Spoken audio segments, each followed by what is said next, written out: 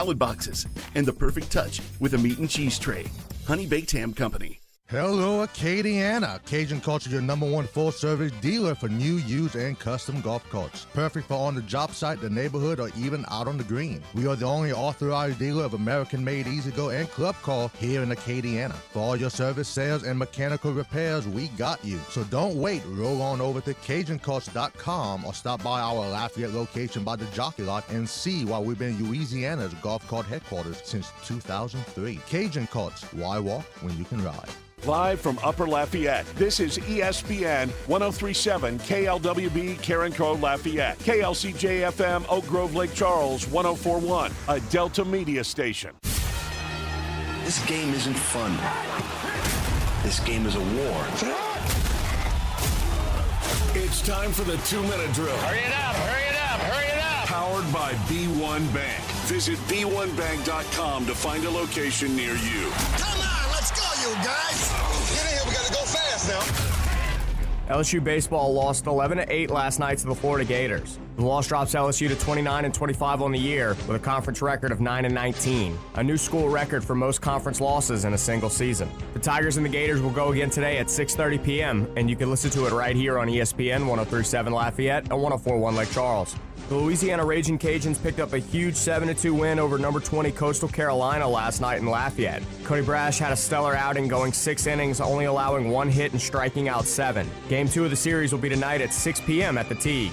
The McNeese Cowboys opened up their Southland Conference tournament with an 11-3 win over Nichols yesterday afternoon. Now McNeese will move into the winner's bracket to face the number 1 seed Southeastern at 6 p.m. this afternoon at Pat Kinley Diamond. And the Houston Astros dropped yesterday's game 8-3 to the Seattle Mariners to drop their 3rd straight series. Next up for Houston, they'll stay at home to face the Texas Rangers tonight. The first pitch is at 7:10 p.m., and you can listen to it on our sister station, News Talk 98.5 FM and 1520 AM. And switching to softball, the regional rounds of the NCAA tournament kick off today, and the LSU Tigers will face the Akron Zips in their first game of the Baton Rouge Regional. First pitch is at 5:30 this afternoon in Tiger Park. Then in the Lone Star State, the McNeese Cowgirls will kick off the College Station Regional against the Big 12 champion Arizona State. First pitch is at 3:30 p.m. from Davis Diamond. I'm Blake Persher, and you're listening to ESPN 1037 Lafayette and 1041 Lake Charles. Your home for the LSU Tigers and the Houston Astros. The 2-minute drill has been powered by B1 Bank. Visit b1bank.com to find a location near you. Dynamic duos are nothing new to Louisiana sports fans. Breeze and Colston, Burrow and Chase. And here in Acadiana, we have our very own dynamic duo. You're beautiful. It's the big, bald, bearded, and beautiful one, Raymond Parch III. I'm sexy and I know it. And the man with the best head of hair in sports talk radio in Louisiana and Mississippi, James Mesh. Here is RP3 and Mesh on ESPN 1037 Lafayette and 1041 Lake Charles, Southwest Louisiana's sports station.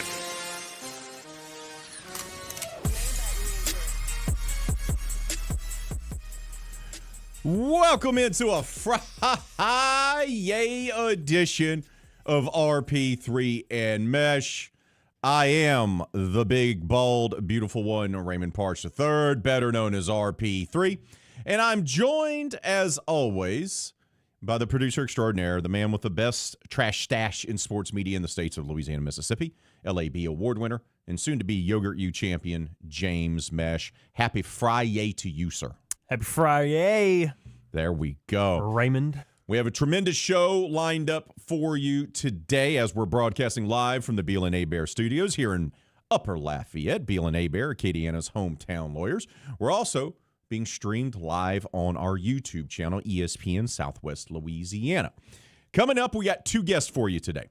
We're going to talk Saints and that schedule that dropped last night and some off-season decisions still to be made. Are they going to bring Cam Jordan back? Is Taysom Hill retired? Haven't got an update on that yet. And what about Alvin Kamara and all the stuff he's posted on social media, which says that he's going to be essentially outside of the lower 48 during OTAs and minicamp? Is there anything to that? We'll dive into all that with our buddy Les East from CrescentCitySports.com at 11:30. At 12 o'clock, we'll be talking all things Louisiana Raging Cajuns. They got a big win last night there at the Teague. The Cajuns baseball team did against number 20 ranked Coastal Carolina. A pretty sound victory, in my humble opinion. I was there for that game, covered it for the website, ESPN-SouthwestLouisiana.com. So can they find a way to get into an NCAA regional without winning the Sun Belt Conference tournament? Where do we stand on the softball team? What do they need to do to change their fortunes?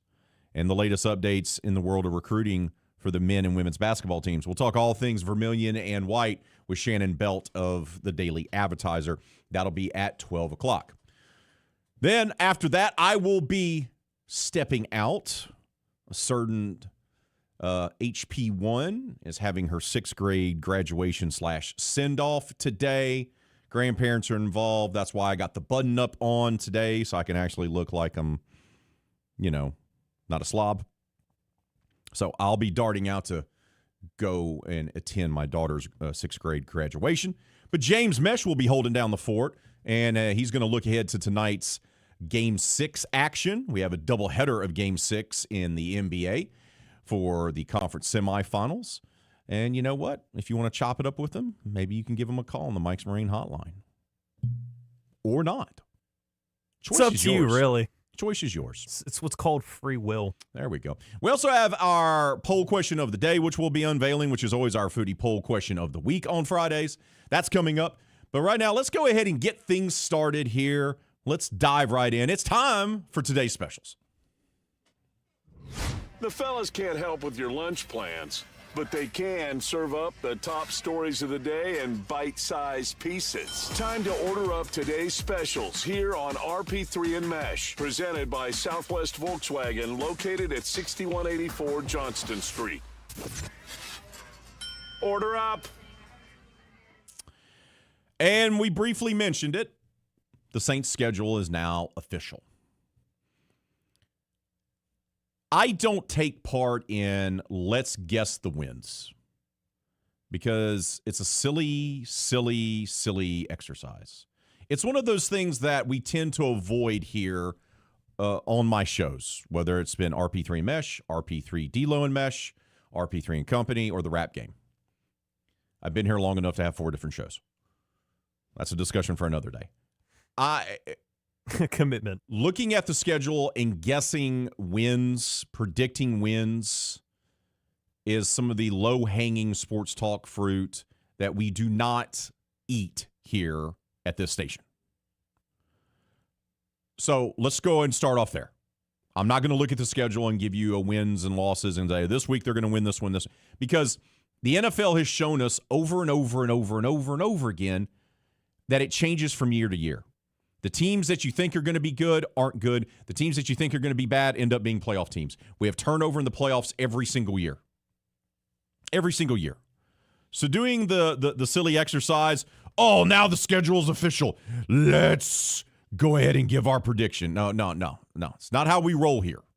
If you want to do that in your free time, get after it. Not mad at you. Okay? Not going to hate on you. It's just not what we're going to be doing. But I do have thoughts about the schedule. And just looking at it, and first of all, we don't know how good these teams are going to be that they're going to face. We don't know what type of injuries they're going to have, right? We don't know what kind of, dysfunction the locker room is going to have that's going to bleed over to guys not playing or whatever, all types of nonsense.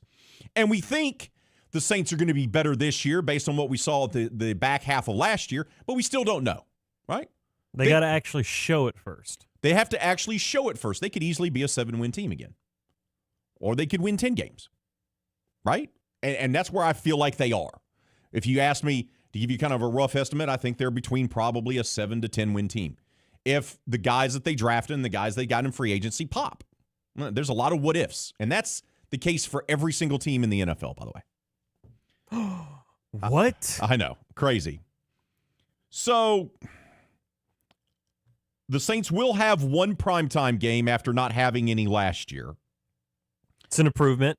Which is an improvement. I guess you'll take it. It's going to be a Monday Night Football game. That's going to be Week 4, October the 5th versus the Dirty Birds. inside the Dome. That's going to be the anniversary of the first game back in the Dome after Hurricane Katrina. It's technically not going to be on the same date. They weren't able to negotiate that with the NFL, but it's close enough, and they'll essentially honor that game for that Monday Night Football game. Yeah, you'll see Steve Gleason's block punt. Correct. All throughout the week. Correct. Leading up to the game. You're going to hear about 1,872 different stories about Katrina. Just to let you know, that's coming. You'll be in your feels, especially if you were from the New Orleans area around it when it happened. Correct. The Falcons reportedly tried to get out of this game, did not want to take part in this game. Wow. That was some scuttlebutt on social media last night, but the NFL said we don't care. So they get one primetime game, which is going to be against the Dirty Birds at home in week 4. Mm-hmm. The home slate is interesting. So versus the Raiders, will it be Mendoza time already by week 3? Probably not. I mean, they went out and got Kirko. I think they're going to go with Cousins as a starter, and they're going to do the Alex Smith, Patrick Mahomes thing of, okay, you're going to be our starter until the rookie's ready to start at the end of the year. That's how it feels like the Raiders are going to go here. Or until they find themselves like 4 games below 500. Correct. So week 3, you're not getting the rook, I don't believe. I think you're going to get Kirko. You're probably going to get Kirko. Because also, Kirko's had some solid games against Saints defenses. So. Correct. And some memorable playoff one as well. Infamous. Yes. So home against the Raiders in week 3, home against the Dirty Birds in week 4. That's the Monday Night Football game. The next week, they're home again versus the Viking, which is interesting. Minnesota feels like they're in transition. They're also going to have a quarterback battle between J.J. McCarthy and Kyler Murray. Which one of the overrated quarterbacks is going to throw the most interceptions? Wait to find out. Then at the Giants in week 6. Then they have to go do the stupid Paris game. But hey, and that's in week 7, and that'll be the early game at 8:30. But the NFL did them a solid. They gave them the bye week, and you were skeptical. You said it wasn't going to happen. You were very doubtful of that being the case. And yet, Here I am. I stand corrected. The NFL schedule makers proved me wrong because I didn't think they would give the Saints any love. And in fact, they ended up giving them a bye week after the Paris game. And on top of that, after the bye, they have back-to-back home games. They're going to be playing at home versus the Browns in week 8, and then at home versus the Panthers. But then they only have 3 more home games the rest of the way. And this is why I always hate these international games, because you're taking away a home game. You took away a home game from the Saints. Yeah, and when you look at the math, the Saints this year were slated because of the 17-game schedule. They were going to have 9 home games, and one of them is counting towards going to Paris. So Correct. if we're looking at how many times the Saints will be in the Dome this year, it's an 8-8 split. Yes. So you do get the Packers coming to town in December. Ooh, that's going to be a hot ticket. And Arizona. Mm-hmm. Ugh. And then you wrap up with the Buccaneers instead of the Kitty Cats, or the Benedict Arnolds, as Kevin likes to call them. So home games versus Raiders, Falcons, Vikings, 3 consecutive weeks. The Steelers game is considered a home game, even though it's in France. It's a whole different continent, by the way. I don't know if the NFL is aware of that. Then it's bye, and then it's back-to-back home games, and then you don't have back-to-back again. Then you have Packers, Cardinals, and Bucks spread out throughout the month of December into January. On the road, though, they're going to start off at Detroit. Mm-hmm. We assume Detroit is going to be still good, but are they? That's a big question mark for me. You know, they shook up their backfield. Yep, now they got Pacheco behind Gibbs instead of David Montgomery, who's now in Houston. Pacheco is a tough runner. We know that, but he has trouble staying healthy. The offensive line took a little bit of a beating last year. That's a heck of a way to start off the season. And Saints fans can't really complain because I want to say like 8 of the last 9 years or 8 of the last 10 years, they've started off at home. I was going to wait till you were done. Looking at the last handful of years, the Saints have predominantly been at home to start the season.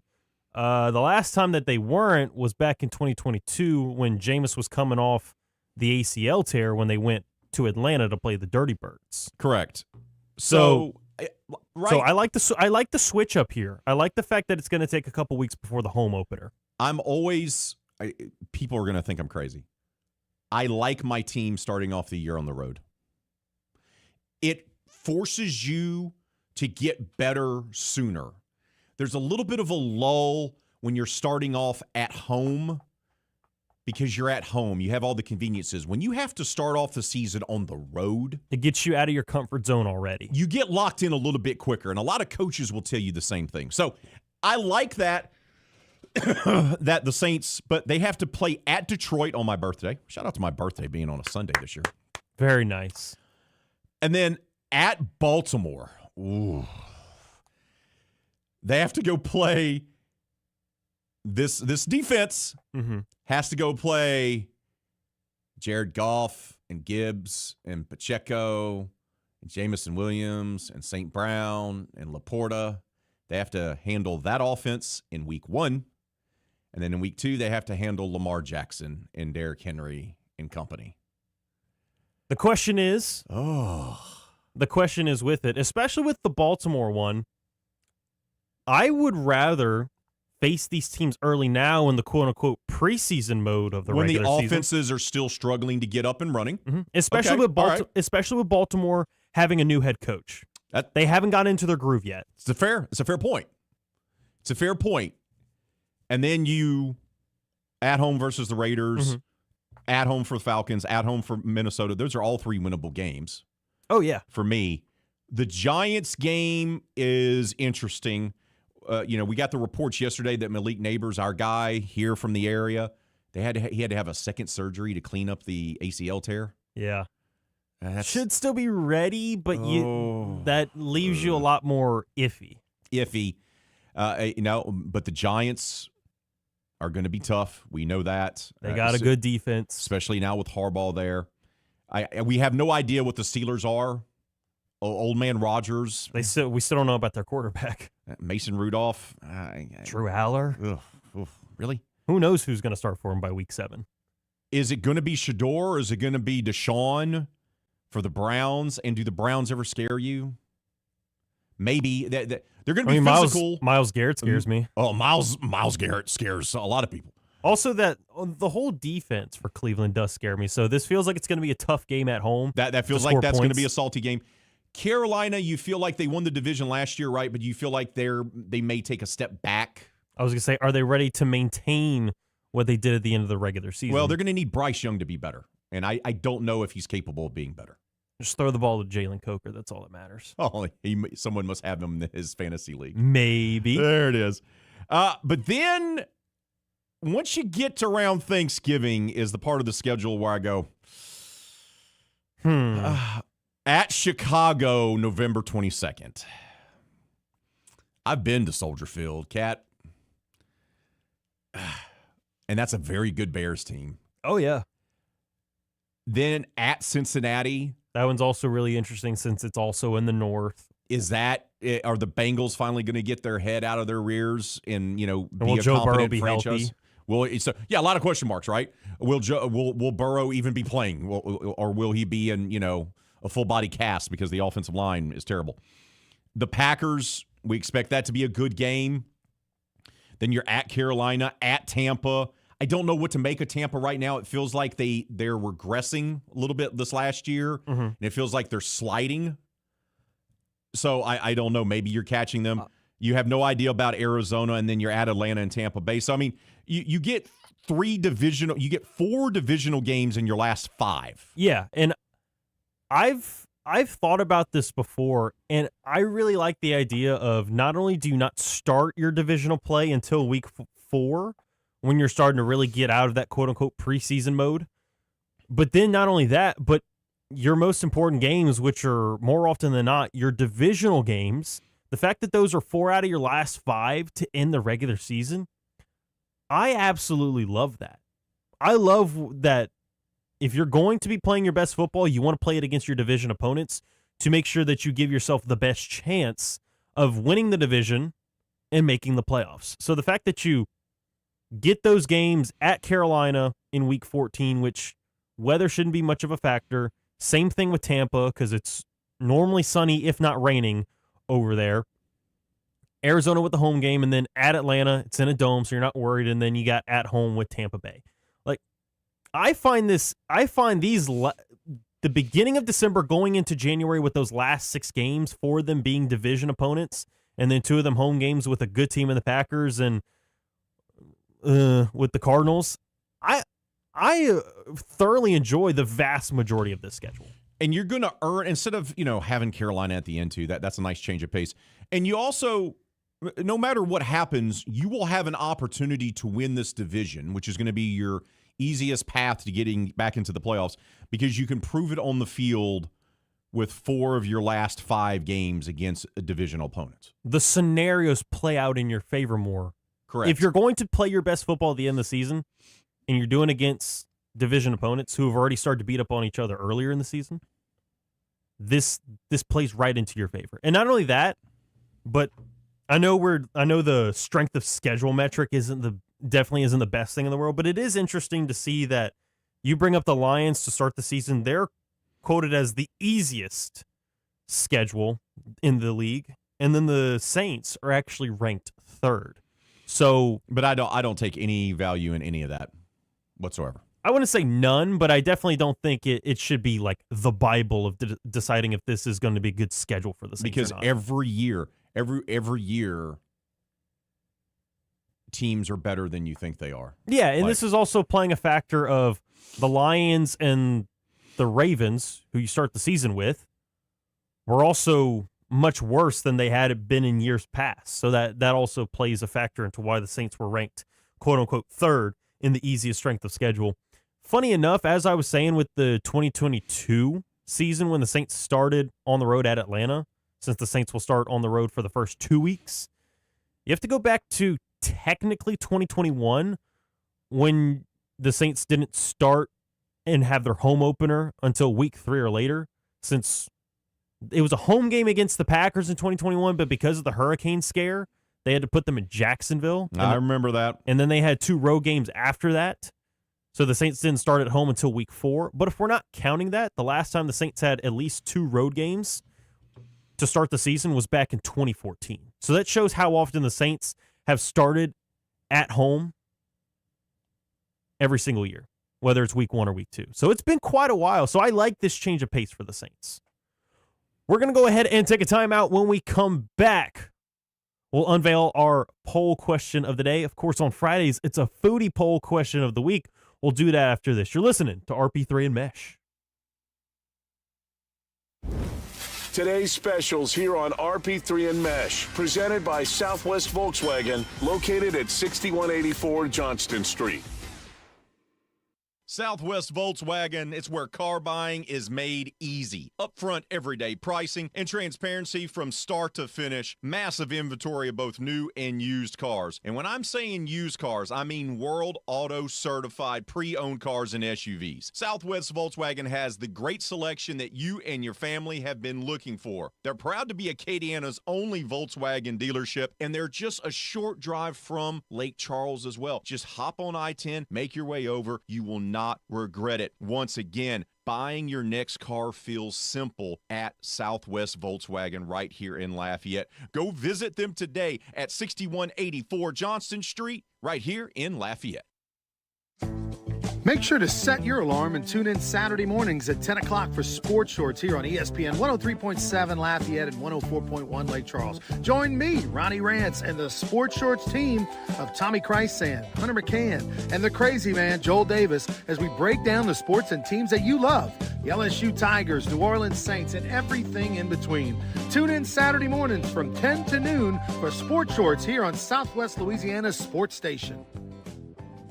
Imagine building your dream backyard pool without ever leaving your couch. With Duplessis Builders, you can go shop our in-ground gunite pool packages online, start to finish. Browse our pool designs, compare features, see exactly what's included, and choose the package that fits your style and budget. Once you purchase, our team takes over. From permit and excavation to gunite decking and final startup, you click, we build, you swim. Your backyard upgrade is just a few clicks away. Visit duplessisbuilders.net and buy your pool online today.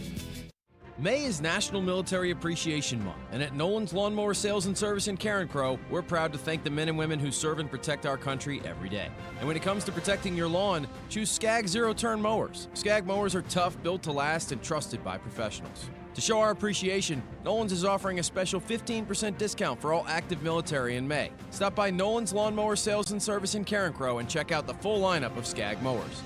Nolan's Lawnmower Sales and Service, and thank you to all our military members. My brother-in-law died suddenly, and now my sister and her kids have to sell their home. That's why I told my husband we could not put off getting life insurance any longer. An agent offered us a 10-year, $500,000 policy for nearly $50 a month. Then we called SelectQuote. SelectQuote found us identical coverage for only $19 a month, a savings of $369 a year. Whether you need a $500,000 policy or a $5 million policy, SelectQuote could save you more than 50% on term life insurance. For your free quote, call SelectQuote at 1-800-672-7070. That's 1-800-672-7070. Or go to SelectQuote.com. 1-800-672-7070. That's 1-800-672-7070. SelectQuote. We shop. You save. Full details on example policies at selectquote.com/commercials. One enjoys eating hot dogs and watching baseball. The other loves eating sushi and playing yogurt U-card games. Not sure exactly what that is, but good for him, I guess. Anyway, back to more RP3 and Mesh. Foodie poll question of the week. And it's one right up your alley because you're very cultured and cosmopolitan. You have very fancy taste, a bougie taste, if you will. So this is a poll question tailor-made for James Mesh. Sure. First of all, credit where credit is due. I did not come up with this poll question all by myself. This was inspired by a communique, if you will, with our guy, Boxcar, Ralph. So he gives me suggestions from time to time. And I said, we had something already else planned for this week. And we're like, no, let's hold off on that. This was a good idea. So our poll question is inspired by the absolutely stupid game that the Saints have to play in Paris. Yeah, so in honor of that Paris game, which French dish are you willing to try? Because some of these you've probably either never heard of or you just never tried at all because you were like, I don't know if I want to try all that. Of course, the first one, escargot, which is snails. You got foie gras. You got cheval de veau, which is brains. Cow brains. Yeah. Specifically, yes. Yeah. Calf brains. Or are you just going to go with the cop-out answer and say none? They're all gross. What if I told you at least 50% of the votes, based off of the amount that we can see, have said no, that's gross. I'm not doing it.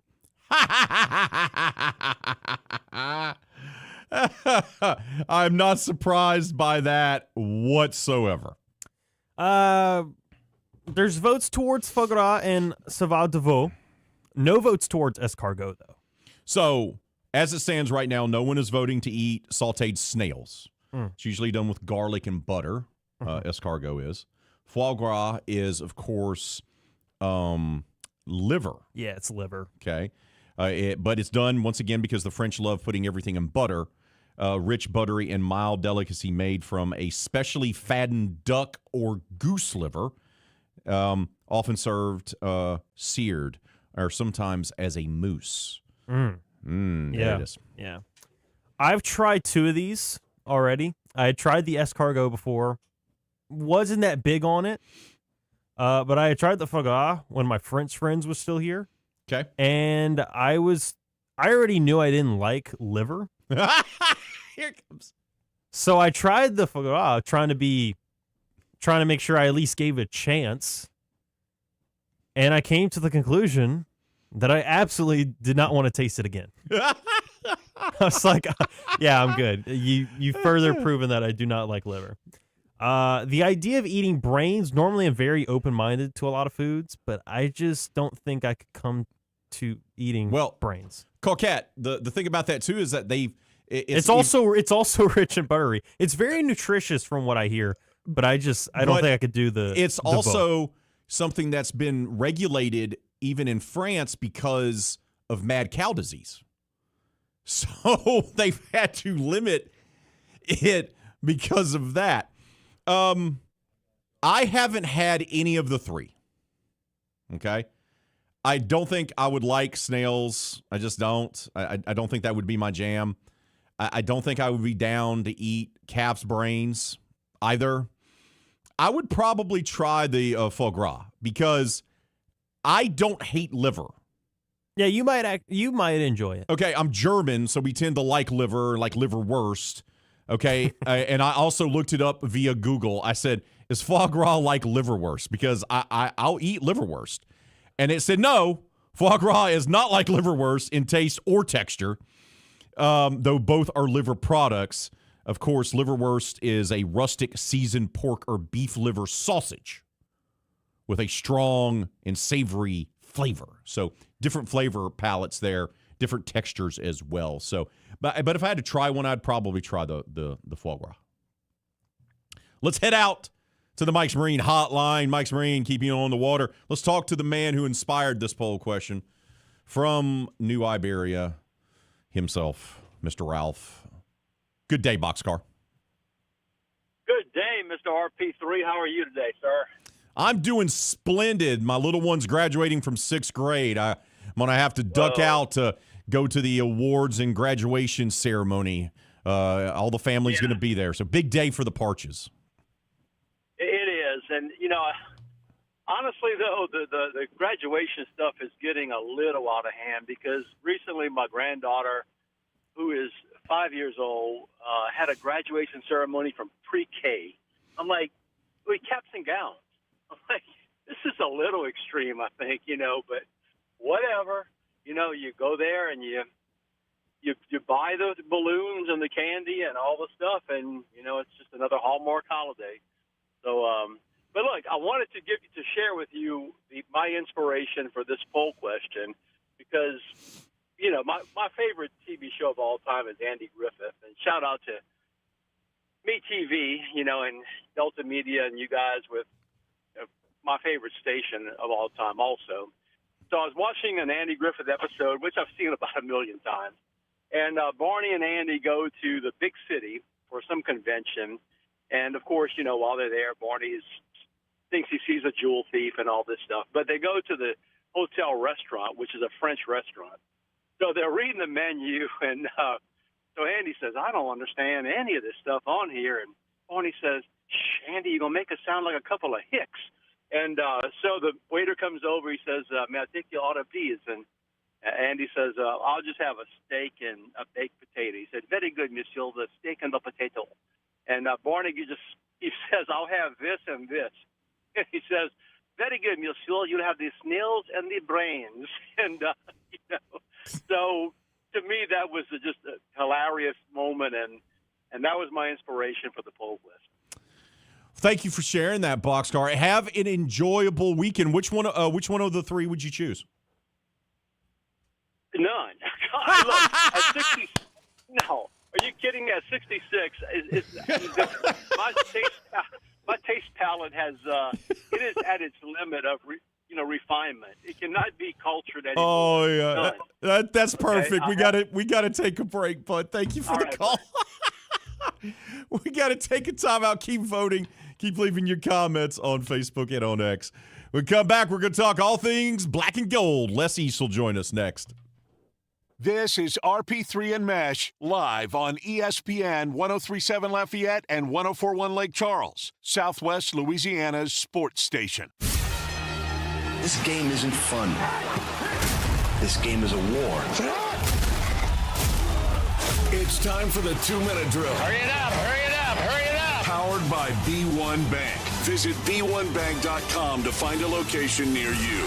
Come on, let's go, you guys. Get in here, we got to go fast now. LSU baseball lost 11-8 last night to the Florida Gators. The loss drops LSU to 29-25 on the year with a conference record of 9-19, a new school record for most conference losses in a single season. The Tigers and the Gators will go again today at 6:30 p.m., and you can listen to it right here on ESPN 103.7 Lafayette and 104.1 Lake Charles. The Louisiana Raging Cajuns picked up a huge 7-2 win over number 20 Coastal Carolina last night in Lafayette. Cody Brash had a stellar outing going 6 innings, only allowing 1 hit and striking out 7. Game 2 of the series will be tonight at 6 p.m. at the Teague.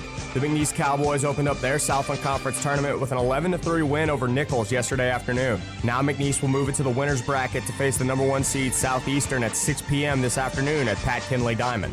And the Houston Astros dropped yesterday's game 8-3 to the Seattle Mariners to drop their 3rd straight series. Next up for Houston, they'll stay at home to face the Texas Rangers tonight. The first pitch is at 7:10 p.m., and you can listen to it on our sister station, News Talk 98.5 FM and 1520 AM. And switching to softball, the regional rounds of the NCAA tournament kick off today, and the LSU Tigers will face the Akron Zips in their first game of the Baton Rouge Regional. First pitch is at 5:30 this afternoon in Tiger Park. Then in the Lone Star State, the McNeese Cowgirls will kick off the College Station Regional against the Big 12 champion Arizona State. First pitch is at 3:30 p.m. from Davis Diamond. I'm Blake Persher, and you're listening to ESPN 103.7 Lafayette and 104.1 Lake Charles. Your home for the LSU Tigers and the Houston Astros. The 2-minute drill has been powered by B1 Bank. Visit B1Bank.com to find a location near you. ESPN 103.7 Lafayette and 104.1 Lake Charles is the proud winner of 4 2026 LAB Prestige Awards, including Best Use of Digital Media, Foot's Friday Fury, Best Live On-Site Remote for our Super Bowl Radio Row coverage, Best Promotion for our No Shave November initiative, and Radio Young Professional of the Year for Dawson Iserloh. We're proud of being Southwest Louisiana's sports station and are humbled to be recognized by the Louisiana Association of Broadcasters. This is Law Enforcement Week, and we are proud to salute those who protect and serve our communities every day.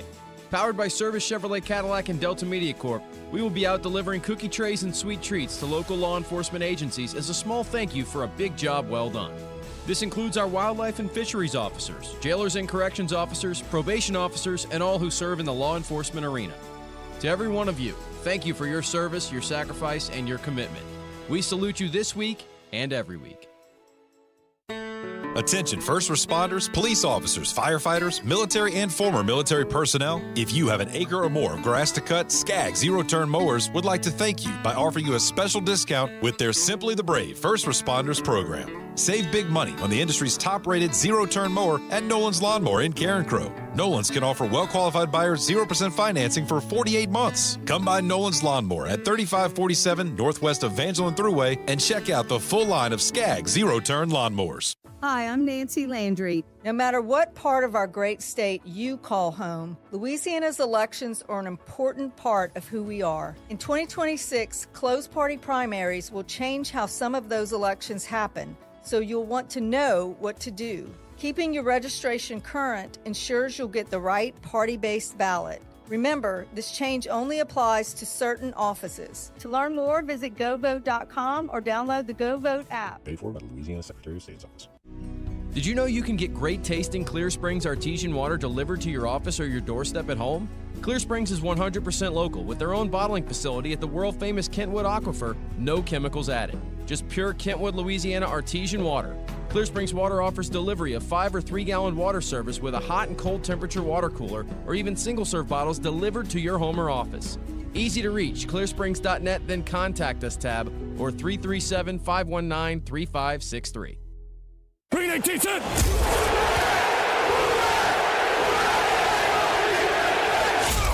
Who dat ready for New Orleans Saints talk? We are. That's who. Time to talk all things black and gold. This is the Big Easy Blitz here on RP3 and Mesh.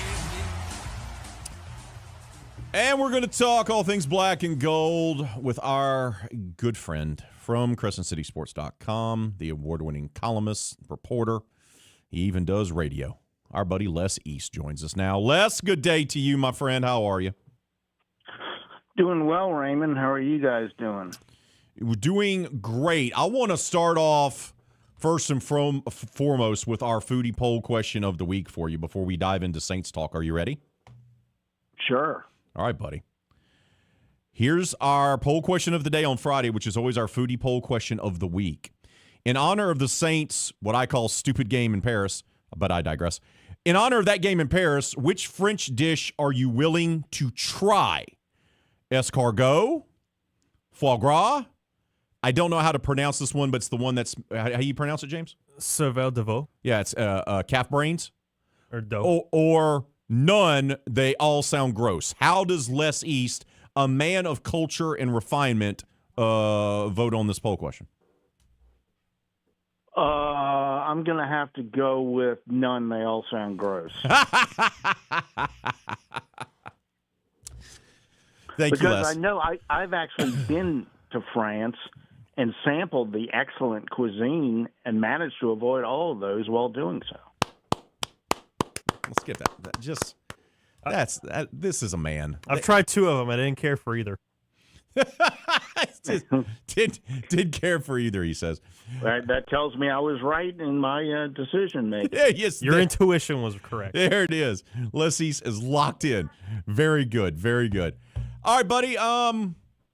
Give me your thoughts on the schedule. They get back. They get a primetime game. It's not exactly the same week as the anniversary, but they do get to play the Dirty Birds on Monday Night Football and in the Dome coming anniversary game.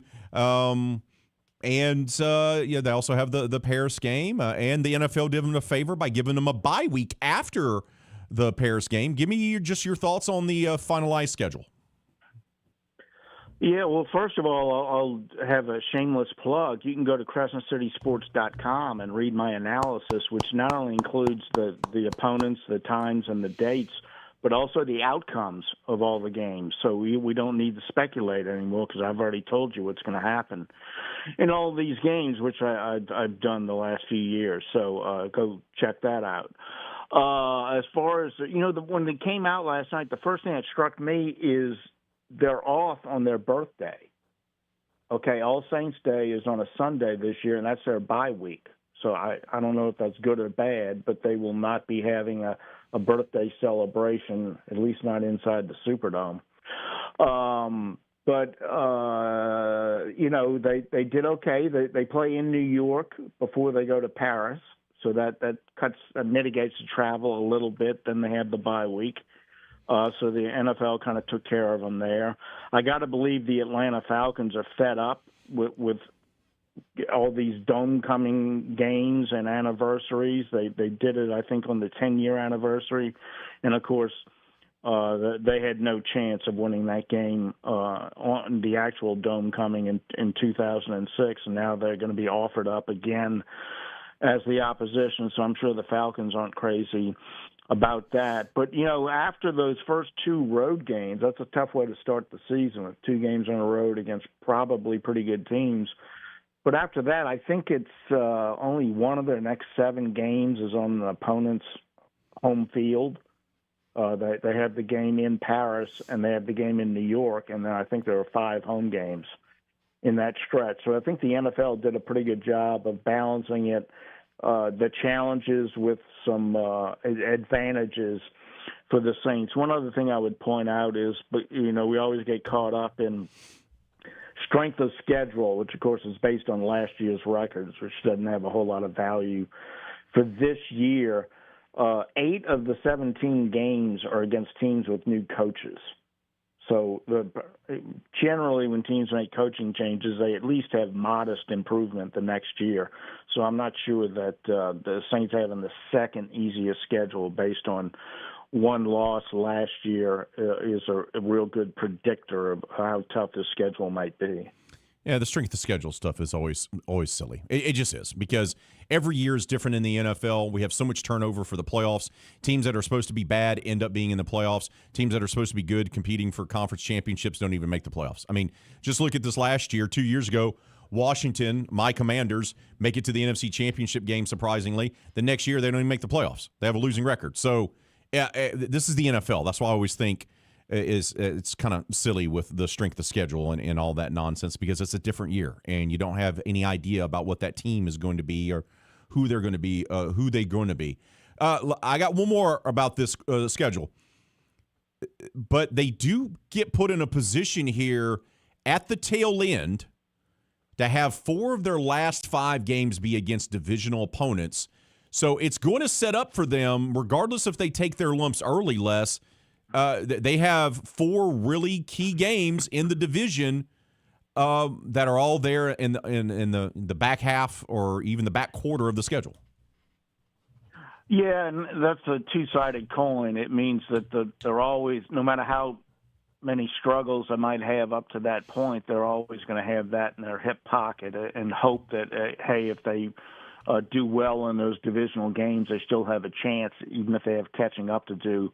By the same token, if they get off to a really good start in the division and maybe are leading it, there's still going to be the danger of all those divisional games at the end. If they don't play well, then that could be problematic for them to hold on. So that means the division, which is probably going to be one of the most tightly contested in the NFL anyway, is probably going to be wide open right to the very end. And it may well come down to who manages to be the healthiest team in late December and the first 2 weekends in January, and who's at their best when those games are played. So, but they don't get Tampa, I think, until the last 4 games. They play them twice in the last 4 games, and the last one is in the Dome, so that's potentially a helpful thing. We're talking with Les East of Crescent City Sports, talking New Orleans Saints as their schedule was released yesterday. Les, kind of going back to the beginning of the season, we're so used to the last decade plus of the majority of the time the Saints open the season at home. The change of pace of them not only starting on the road, but doing so twice and not being at home for the home opener until week 3. I love it for a multitude of reasons. Not only are you playing perceived good teams in the Lions and the Ravens to start, you get them out the way, and you kind of have an open chance of actually stealing a game or two, since we kind of quote like the first 3 or 4 weeks of the season as the preseason part of the regular season schedule before these teams can get in the groove. And not only that, but as you brought up earlier with new head coaches, one of those is the Ravens, and we'll see how that goes with them as well. Yeah, and I think Detroit has had some turnover on its coaching staff, not the head coach, but on its staff and also on personnel. So both of those teams might be going through a transition, so that could be helpful. Certainly the Saints will have no excuse to not be totally focused coming out of the gates, because they have to go on the road and play 2 talented teams and 2 teams that will probably be good at some point during the season, but they may be, as you pointed out, getting them when they're not at their best. So that could be helpful. And, I don't know if they had 2 road games to start the season more recently, but I do remember in 2006, they opened up in Cleveland and Green Bay and won both games, and then they had the Dome coming and started off 3-0 on their way to playing in the NFC Championship for the first time. So history has shown that you can go on the road for your first 2 games and have success. Yeah, and I actually looked it up earlier. The last time the Saints, before that 2006 season or more recently, 2021 was when they had to have a home game technically against the Packers, but it was in Jacksonville because of the hurricane scare, and then it was 2 more road games after that. But if we're not counting that, then I go back to 2014 when it was Browns in week 2 and somebody else in week 1, but both of those were on the road. Yeah, and if I recall that Green Bay game in Jacksonville, the Saints won that game, if I'm not mistaken. Yeah. I don't remember what happened with the 2 true road games. But, again, it's good to look at precedent to see if things are as challenging as they seem on the surface. But it comes down to, who executes better in those first 2 games. And I would imagine that the Saints will be an underdog in both of those games, but probably by no more than a field goal. So And getting back to Raymond's point about the strength of schedule, I would recommend looking at the over-under on wins for opponents coming out of Vegas as a better predictor of the strength of schedule than anything having to do with last year. Before we let you go, Les, do want to ask you about a couple of updates on some players. We'll start off with Cam Jordan. We're now in the middle of May, and we still haven't heard anything as of late about him, whether he's going to sign with the Saints or maybe someone else. Have you gotten anything on him? Nothing concrete, but it seems less and less likely that he's going to be back. I mean, they've brought in, since the draft, they brought in 2 edge rushers, and they drafted an interior lineman in the second round. So they're obviously preparing themselves to be deep at that position with or without Cam Jordan. And since there's been no movement there that I'm aware of, I have to think it's unlikely that he's going to be back with the Saints at this point. What about with Taysom? I felt all along that Taysom probably would not be back, that the most likely thing was going to be retirement. He's getting older. He's one of the oldest guys on the team. He's had big injuries the last 2 years, and as I've said before, he's a family guy. I just don't think he needs football that much, and I'm not sure if he's really going to be all that. If he's going to feel like he has the commitment necessary to come back from another injury and go through another NFL grind. So, at this point, I think all of the big four, you didn't ask about Kamara, but I think it's getting less likely he'll be back. DeMario's already left. So if I had to guess right now, I would say that those big four are all going to be gone. Wow. I was going to ask you about Kamara, but we can get more into it later on. Les, we appreciate you coming on. Keep up the tremendous work you're doing over there, covering the New Orleans Saints and New Orleans Pelicans for Crescent City Sports, and we'll get you back on next week, all right? All right, guys. Thanks. Talk to you next week. We're going to go ahead and take a timeout. When we come back, we'll wrap up hour number 1 of RP3 and Mesh. Right after this, you're listening to ESPN, Southwest Louisiana Sports Station. This is RP3 and Mesh, live on ESPN 103.7 Lafayette and 104.1 Lake Charles, Southwest Louisiana's sports station. May is Military Appreciation Month, and ESPN 103.7 Lafayette and 104.1 Lake Charles and Nolan's Lawnmower Sales and Service off I-49 in Carencro are honoring our military all month long. Nolan's Lawnmower Sales and Service owners Stacy and Dawn Benwald would like to take this opportunity to recognize all of our current service members, veterans, and families.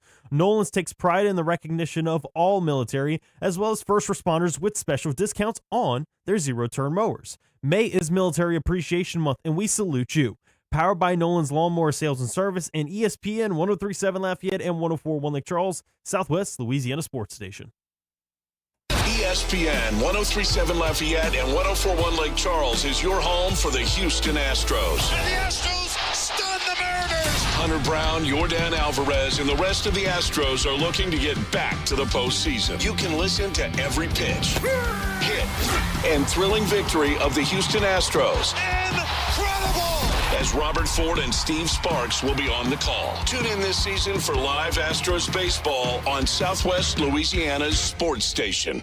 It's May, and spring is finally here. A time of growth, renewal, and hope. And what better time to kick off Mental Health Awareness Month? Johnwell Therapeutic Services are proud to highlight May as National Mental Health Month. Remember, it's okay to ask for help. Reach out to a friend, family member, or professional if you need support. It's okay to take things one step at a time. You're not alone. Johnwell Therapeutic Services, proud supporters of National Mental Health Month.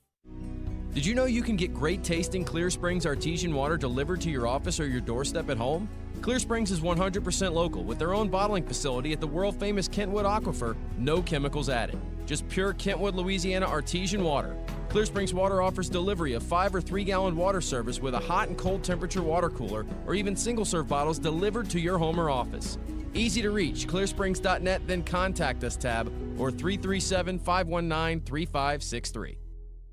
Looking for your next firearm? Come visit Louisiana Gun Shop in Broussard. We've got financing options, 12 months same as cash, plus layaways up to 90 days. With a wide selection of new and used guns, we've got something for every budget, big or small. Have an old gun collecting dust? Trade it in or turn it into cash. Need parts? We've got the largest selection of AR-15 components in the area, from springs to grips and buttstocks. Explore our ever-changing used inventory online at LouisianaGunShop.com. Louisiana Gun Shop, your one-stop shop for firearms and more. It's 9 a.m. You just received a voicemail from your boss. Hey, Janet. Heads up. We got an important meeting coming up Thursday. The big guys are coming into town, so I need you in charge of lunch, and we've got to look good. Luckily for Janet, she knows a place, and she knows her boss will be impressed.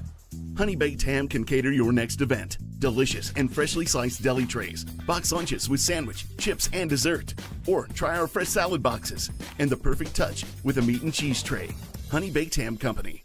Hi, I'm Nancy Landry. No matter what part of our great state you call home, Louisiana's elections are an important part of who we are. In 2026, closed party primaries will change how some of those elections happen, so you'll want to know what to do. Keeping your registration current ensures you'll get the right party-based ballot. Remember, this change only applies to certain offices. To learn more, visit govote.com or download the GoVote app. Paid for by the Louisiana Secretary of State's office. This is ESPN 1037 Lafayette and 1041 Lake Charles, broadcasting live from the Beal and Hebert studios in Upper Lafayette. Beal and Hebert, Acadiana's hometown lawyers. Back to more of Southwest Louisiana's sports station. How about some breaking news here?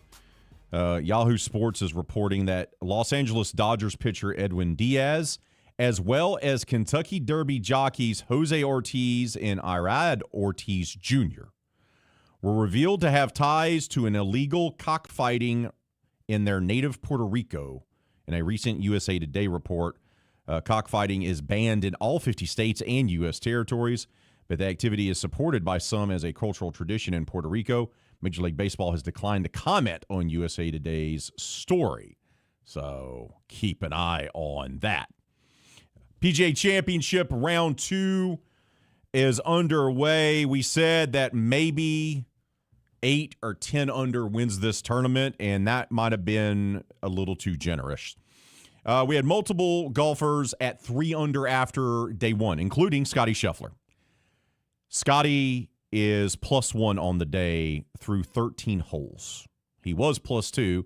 He's now at +1 on the day, and he's fallen out of the lead, but not by that much because the leaderboard is still 3 under. Matsuzama is up at the top. He shot a 3 under 67 today to vault up the leaderboard. You still have Minwoo Lee and Steven Yeager and others still to tee off, but Scotty is up through 13, 1 over. Alex Smalley is 1 over as well. So Xander Schauffele is still to tee off. It is going to be a grind. This is going to feel more like a U.S. Open than your typical PGA Championship. I'm here for it. I like to when I see the world's best golfer struggle like I do on a random Tuesday. It gives me joy. Hour number 1 is in the books. Hour number 2, we'll kick it off talking Raging Cajuns with Shannon Belt of the Daily Advertiser. That's next. Oh, look who's here. Everybody Loves Raymond is on MeTV. Who told you that? Raymond! America's #1 classic TV network. Nothing even comes close. Enjoy 2 back-to-back episodes every weeknight. We're doing it twice. Watch Everybody Loves Raymond. Yeah, it's all about you, Raymond. Weeknights starting at 8 on MeTV. Watch MeTV Acadiana on KLWB, over the air on Channel 50.1. Check your local cable listings for the channel in your area.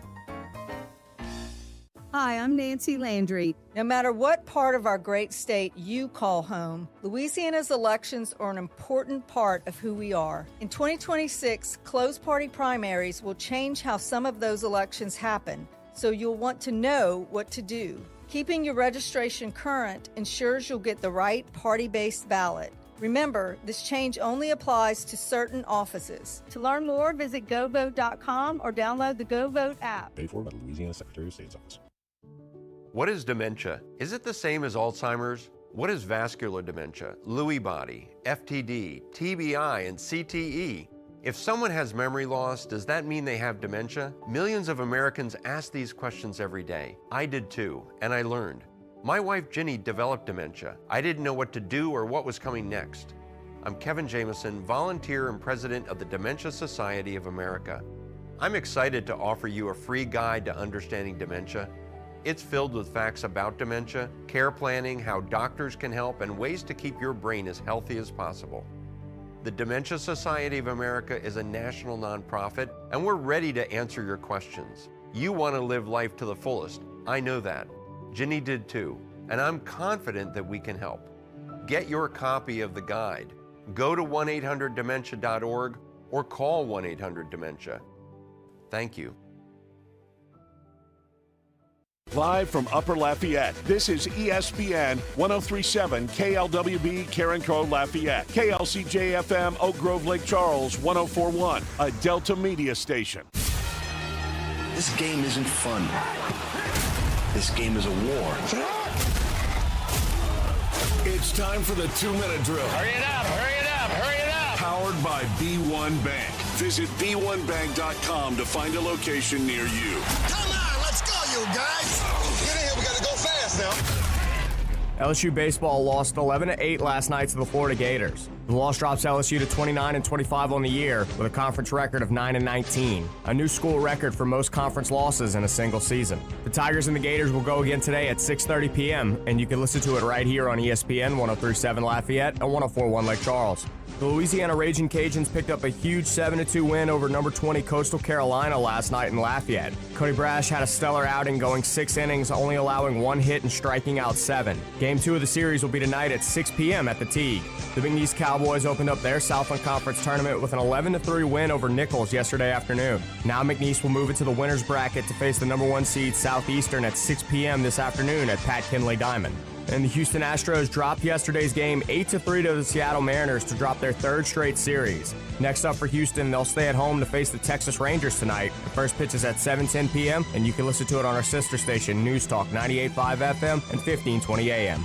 And switching to softball, the regional rounds of the NCAA tournament kick off today, and the LSU Tigers will face the Akron Zips in their first game of the Baton Rouge Regional. First pitch is at 5:30 this afternoon in Tiger Park. Then in the Lone Star State, the McNeese Cowgirls will kick off the College Station Regional against the Big 12 champion Arizona State. First pitch is at 3:30 p.m. from Davis Diamond. I'm Blake Purser, and you're listening to ESPN 1037 Lafayette and 1041 Lake Charles. Your home for the LSU Tigers and the Houston Astros. The 2-minute drill has been powered by B1 Bank. Visit b1bank.com to find a location near you. Dynamic duos are nothing new to Louisiana sports fans. Breeze and Colston, Burrow and Chase. And here in Acadiana, we have our very own dynamic duo. You're beautiful. It's the big, bald, bearded, and beautiful one, Raymond Parch III. I'm sexy and I know it. And the man with the best head of hair in sports talk radio in Louisiana and Mississippi, James Mesh. Here is RP3 and Mesh on ESPN 1037 Lafayette and 1041 Lake Charles, Southwest Louisiana's sports station. Welcome into hour number 2 here of RP3 and Mesh on a Friday, as our Uncle Jordy says. Right here as we broadcast live from the Beal and Hebert studios in Upper Lafayette. Beal and Hebert, Acadiana's hometown lawyers. Don't forget to keep voting on our foodie poll question of the week, which is, of course, always our poll question on a Friday. It's about French food, very fancy food. Have you tried it? Will you try it? It's inspired by the New Orleans Saints, of course, playing a game against the Pittsburgh Steelers in Paris this upcoming season. Later on, James Mesh will start breaking down all the Game 6s that are in the NBA playoffs tonight, and we'll close out the poll question as well. But we're going to kick off hour number 2 here talking Louisiana Raging Cajuns with our friend from the Daily Advertiser and the Gannett News Network. Shannon Belt joins us. Shannon, good day to you. How are you? Happy Friday. Doing good. How are you? Well, I'm doing good. You're doing good. And the Raging Cajun baseball team is doing really well, especially after last weekend taking 2 or 3 on the road at App State to bounce back from that bad loss to UNO. And then they were simply magnificent last night there at the Teague. You and I were talking about that during the game up in the press box. Just give me your thoughts here of what you've seen and what's been different about Coach Deggs' team in the last 3 weeks or so. Yeah, I mean, got to start with Cody Brash. I mean, he's definitely filled in at that Friday, well, this week, Thursday spot, and it's been a huge difference for them. He's just brought consistency to that Friday spot where in the beginning of the season I feel like they were still trying to figure out who's it going to be. I know Sawyer Pruitt, he had good outings, but then Cody's really the one when it comes to getting them off to that good start. And I think that kind of set the tone for the rest of the game when your pitcher is not giving up anything and you're at home and the bats are now swinging, you know. They were able to capitalize off of just about everything. And this freshman class, I mean, they're special. No offense to the last year's freshman class of what I've seen, but this year's freshman class is extra special, I should say. And they've been stepping up in a big way for Coach Deggs. I also thought changing up the lineup a little bit and changing up the leadoff hitter paid off in a big way last night, too, against Coastal Carolina's pitchers. Yeah, Blaze Rodriguez with the leadoff spot, and he got 2 hits. I think he ended up with 3 runs in total in the game last night. So he definitely, because not only can he get on base and get you timely hitting, but he could steal second, just like Noah Lewis could steal second. You know, Drew Markle, even Max Mendino, they have a lot of speed, and being able to push that issue is huge against a team like Coastal Carolina where we saw it only took them 1 pitch to kind of cut into the lead later in the game, but they were able to manufacture runs enough to where those 2 runs didn't really hurt them that much in the long run. Let's look ahead a little bit to this series because now they've taken game 1, and look, they last night clearly were the better baseball team of the 2 despite the number in front of Coastal Carolina's name. But the series isn't over. And you give me your thoughts on how this pitching rotation is going to be set up. And do you believe the Cajuns can now win one of these next 2 games to take this series against the number 20th ranked team in the country? I think the possibilities are really high, especially in the comforts of home. I think if we're talking this series in Coastal, it could have been way different. After taking game 1, it could have been like, oh, man, now the real battle begins for these last 2 games. But I feel like with them being at home, you know, you got Andrew Herman getting the start today, and he's always giving you a good outing, good appearances. So I think it's a possibility, but the pitching's got to be there like it was on Thursday. And the hitting, it could go up, it could go down. We've seen it, how it's been this season. It's been up and down, but I think right now they're on an up, and with the crowd behind them, I think it's possible to at least take one more, if not even more than just one more game. If they win this series, that's a huge feather in their cap. It's going to help their RPI greatly. I know they still have the Texas State loss that hurts them. That UNO loss hurts them. But if they beat the number 20th ranked team in the country and they take a series from them, that has to put them in the conversation of being an at-large bid even before anything happens in Montgomery, correct?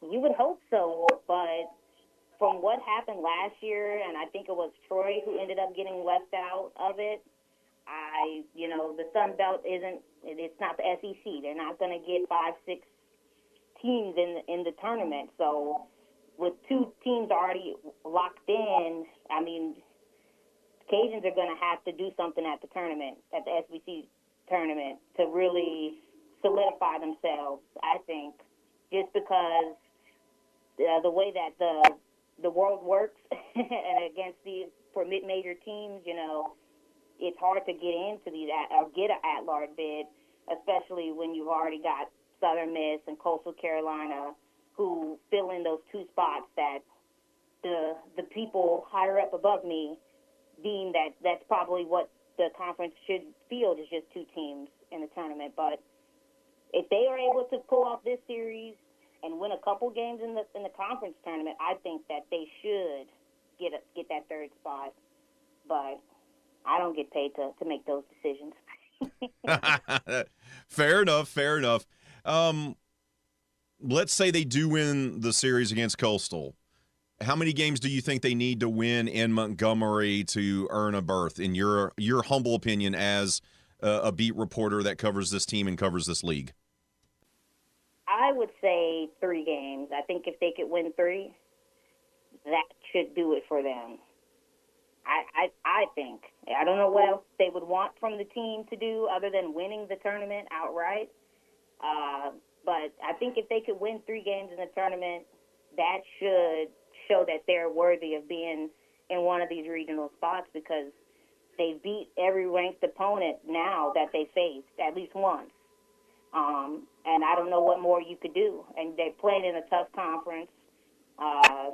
And if they take this series, they're going to take series against the top 2 teams in the conference, which I don't know if any other team that's not, Southern Miss or Coastal Carolina has done. So I think 3 games should be enough. We're talking with Shannon Belt. She's the Raging Cajuns beat reporter for the Daily Advertiser and the Gannett News Network. She joins us here on RP3 and Mesh. All right, I want to stay on the diamond, but I want to go to the softball program. A disappointing season, a disappointing end to the season as well. Second consecutive year of not making an NCAA regional, a second consecutive year of not even getting to 30 wins. Give me your thoughts on the job Allison Habits has done so far, and what does this team need to do this offseason to get back to contending for Sun Belt Conference championships and making it back to an NCAA regional? Yeah, I think Coach Habits has done well with what she's been given in the first 2 years. Because, in that first year, it was truly rebuilding from everything that they lost, which they lost pretty much everybody. And then this next year had to rebuild her coaching staff a little bit. And then rebuild the roster as well. So, and when you look at the numbers are pretty similar from this year to last year. The record's pretty similar. They exited in the same round of the conference tournament too. So it's going to be hard to get back to that standard that they were at before Allison took over. Especially with how NIL and the transfer portal and retention and trying to retain your good players. It's incredibly hard. So I think it's going to take looking into some JUCOs, finding the right kids out of high school that want to, stay at least 1 or 2 seasons and develop and grow with the program before, the possibility of being poached elsewhere. But I think that they're on the right track. I think these 2 seasons was a big foundation builder, because knowing how Coach Allie is, she's a relationship building type of coach. And I think that's what they did a lot these 2 years. And it translated on the field sometimes, and it didn't translate other times. But I think the more talent that they're able to get, especially with pitching, because I think that was their lull this year. The pitching wasn't where it needed to be because you had a lot of pitchers with not a lot of experience. And now Bethany Noble coming back. But you have potentially Sage Hoover coming back. She was a strong arm. But they got to get more pitchers who could throw strikes. Yeah, and the pitching thing. Do you believe that they can go find someone in the portal, and do you believe they can generate the money to go and buy themselves a pitcher out of the portal? Because that's typically what you need to do these days. Yeah. And some of these pitchers want a bag. So it's going to be tough. You might not get that pitcher with the flashy name coming from a flashy school, But as long as once she gets here, she's able to deliver on the field, really doesn't matter if she came from LSU or if she came from who knows where, As long as she's able to buy into the program that Alice and her staff are trying to build, I think that it's a possibility, but the money game, it's hard to play the money game when a lot of people have a lot more money. So I think that they might not be able to buy a pitcher, but they could find a diamond in the rough that maybe people are sleeping on, and they will become that pitcher that's going to want some money later on. But finding diamond in the roughs are key, I think, for all Cajun sports. That leads me to basketball. It seems to be quiet on the roster construction front. We had some activity a few weeks ago for the men's team. Not a lot of activity concerning the women's programs. What's the latest you can tell us about the men's and women's basketball teams getting players to commit in and building the rosters for next season? Yeah, on the women's side, I think I only seen maybe 2 to 3 signings during the off season. I think one was from overseas guard, and then another was from a community college. And I think that those are good avenues for the women's basketball program to kind of look into. Same with men's, finding those JUCO players, those or maybe like even D1 bounce backs who are now at JUCOs who want another chance to get back to, to D1 basketball. And that's kind of what they have to do.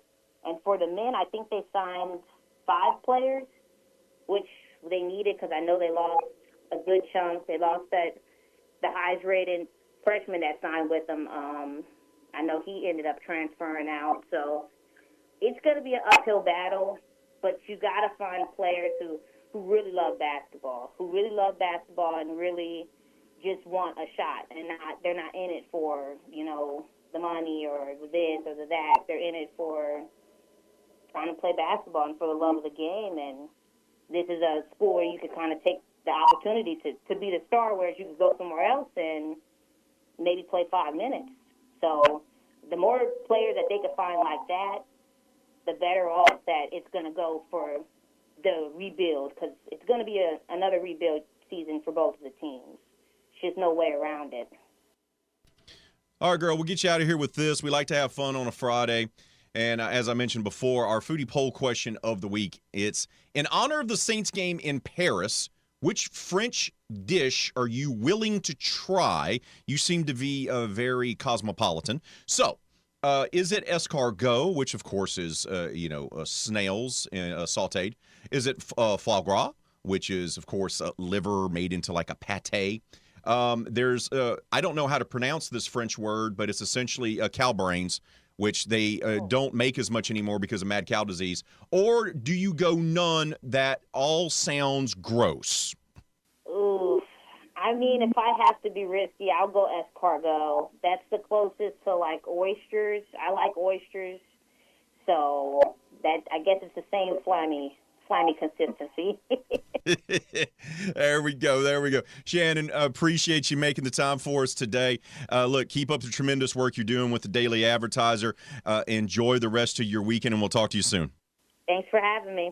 We got to take a time out. When we come back, we'll recap what happened on the diamond for LSU and the Houston Astros last night. It was not good for either one. That's next. This is RP3 and Mesh, live on ESPN 103.7 Lafayette and 104.1 Lake Charles, Southwest Louisiana's sports station.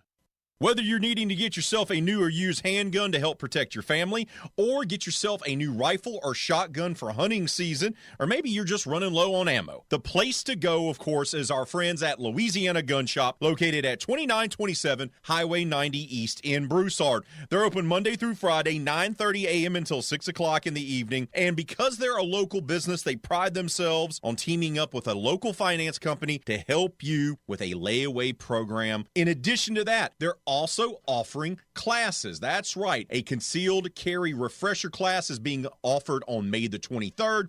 This is only for people who have to renew their license. And they're also going to be offering a full concealed carry class on June 27th. That's Louisiana Gun Shop, located at 2927 Highway 90 East in Broussard. Go see them today. Hello, everyone. This is Jeff Palermo. Join us on Tuesday nights for Tiger Rag Radio. Myself, Todd Horn, and Glenn Gilbo give you the latest happenings in Tiger Town and across the SEC. We talk to coaches, analysts, and those in the know when it comes to the Tigers and the Southeastern Conference. We cover all the sports: football, baseball, basketball, softball, and gymnastics. That's Tuesday nights right here on ESPN 103.7 in Lafayette and 104.1 in Lake Charles, Southwest Louisiana's sports station. Where there's smoke, there could be an electrical fire. Up next, from Mr. Electric. You know, every 18 minutes, an electrical fire strikes one U.S. home. Here are a few things to keep yours from being the next victim. First, inspect cords every month. Replace the frayed and the cracked ones right away. Never overload outlets or daisy-chain power strips. Also, keep cords away from rugs, heat, and water, and use GFCI outlets in kitchens and baths. They'll trip fast and stop shocks. If you would like to learn more, visit MrElectric.com. So you think you may have electric problems, but you just don't know what to do next. Here's Sean Dore with Mr. Electric. So one of the benefits that you have with Mr. Electric is our home safety check. Checking electrical components in your home, you can actually prepare for any future hazards that could come. We try to expose those things. For your free safety check, call Mr. Electric today or see us on Facebook. Every weeknight, MeTV has your laugh therapy. To chase away the blues or the olive drabs. With 2 hours of MASH at 5. This guy's ankle has tickled my funny bone. Followed by the Andy Griffith Show at 7. Doggone it, Otis. You're supposed to be hugging me when I'm arresting you. But he likes you, Bart. Weeknights on MeTV. Watch Meet TV Acadiana on KLWB, over the air on Channel 50.1. Check your local cable listings for the channel in your area.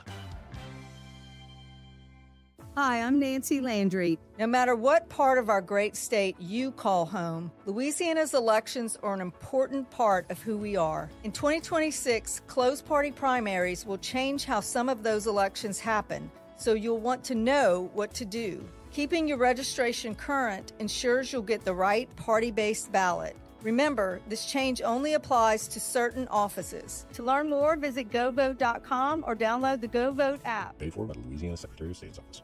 Kohl's has styles that make summer feel easy, even when faced with hard decisions like lounging at the pool or on the patio, grilling up a hamburger or hot dog, rolling down the windows or turning up the AC. Yeah, summer is full of tough choices. With 15% off outfits your family will love, getting dressed isn't one of them. Shop effortless looks at Kohl's and Kohl's.com. Select styles. Offer ends May 17th. Some exclusions apply. See store or Kohl's.com for details.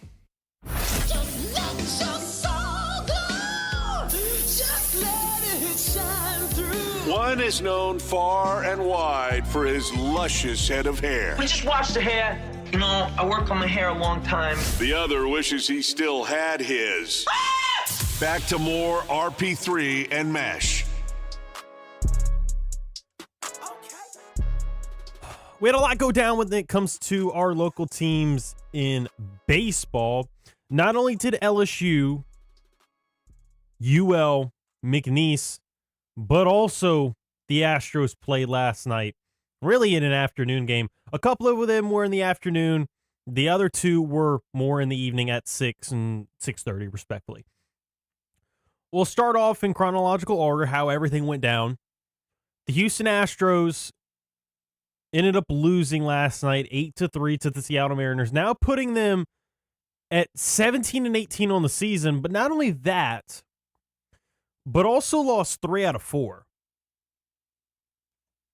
They ended up surviving in game 3, 4-3, avoiding the sweep. But much like we'd seen back in game 2, it was just pretty much all Seattle. And you had Luke Raleigh hit a 3-run homer, his first of the season, and that really helped Seattle get it done. Not only that, but Mike Burrows, he went 5 2/3, but it was more of a necessity. but he ended up giving up 8 hits and 7 out of 8 of those home runs. We do have someone calling on the Mike's Marine hotline. Mike's Marine keeping you on the water. This is RP3 and Mesh. What's up? RP3 and Mesh. What's going on, fellas? How's it going? Man, it was going, but, man, I'm not too happy this. Man, with LSU struggling, probably won't even get to the postseason. That it sucks. Also, man, when we gonna get rid of Joe Espada? It's time for him to go, man, because this is crazy, man. This team is, I mean, the only one is doing something good is Jordan, man. I mean, if it wouldn't be for him, we wouldn't even have runs. So I don't know, y'all. It don't look good. Y'all think they're gonna make a change? Y'all have a good one, fellas. Appreciate it, Ray. Yeah, I'll start off with the Astros since you ended with that one. Look, I know you've been talking about it for months now that Joe Espada needs to go, and I feel like at some point we would see it happen. I just wouldn't expect it within the next few weeks or next handful of games. I wouldn't expect them to make that change just yet, but it definitely wouldn't surprise me if they moved on from not only their skipper, but they also moved on from their GM as well. Wouldn't surprise me. I mean, Astros are definitely in a rebuild. Let's be honest. Injuries, would also like to see at least a somewhat healthy lineup for the most part, because they, much like we've seen in the last handful of years, a big part of why they haven't been productive is because they're having to roll out guys not only in the lineup and in the field, but also on the mound that probably shouldn't be in the field, in the box, or in the mound. Like, let's just call it like that.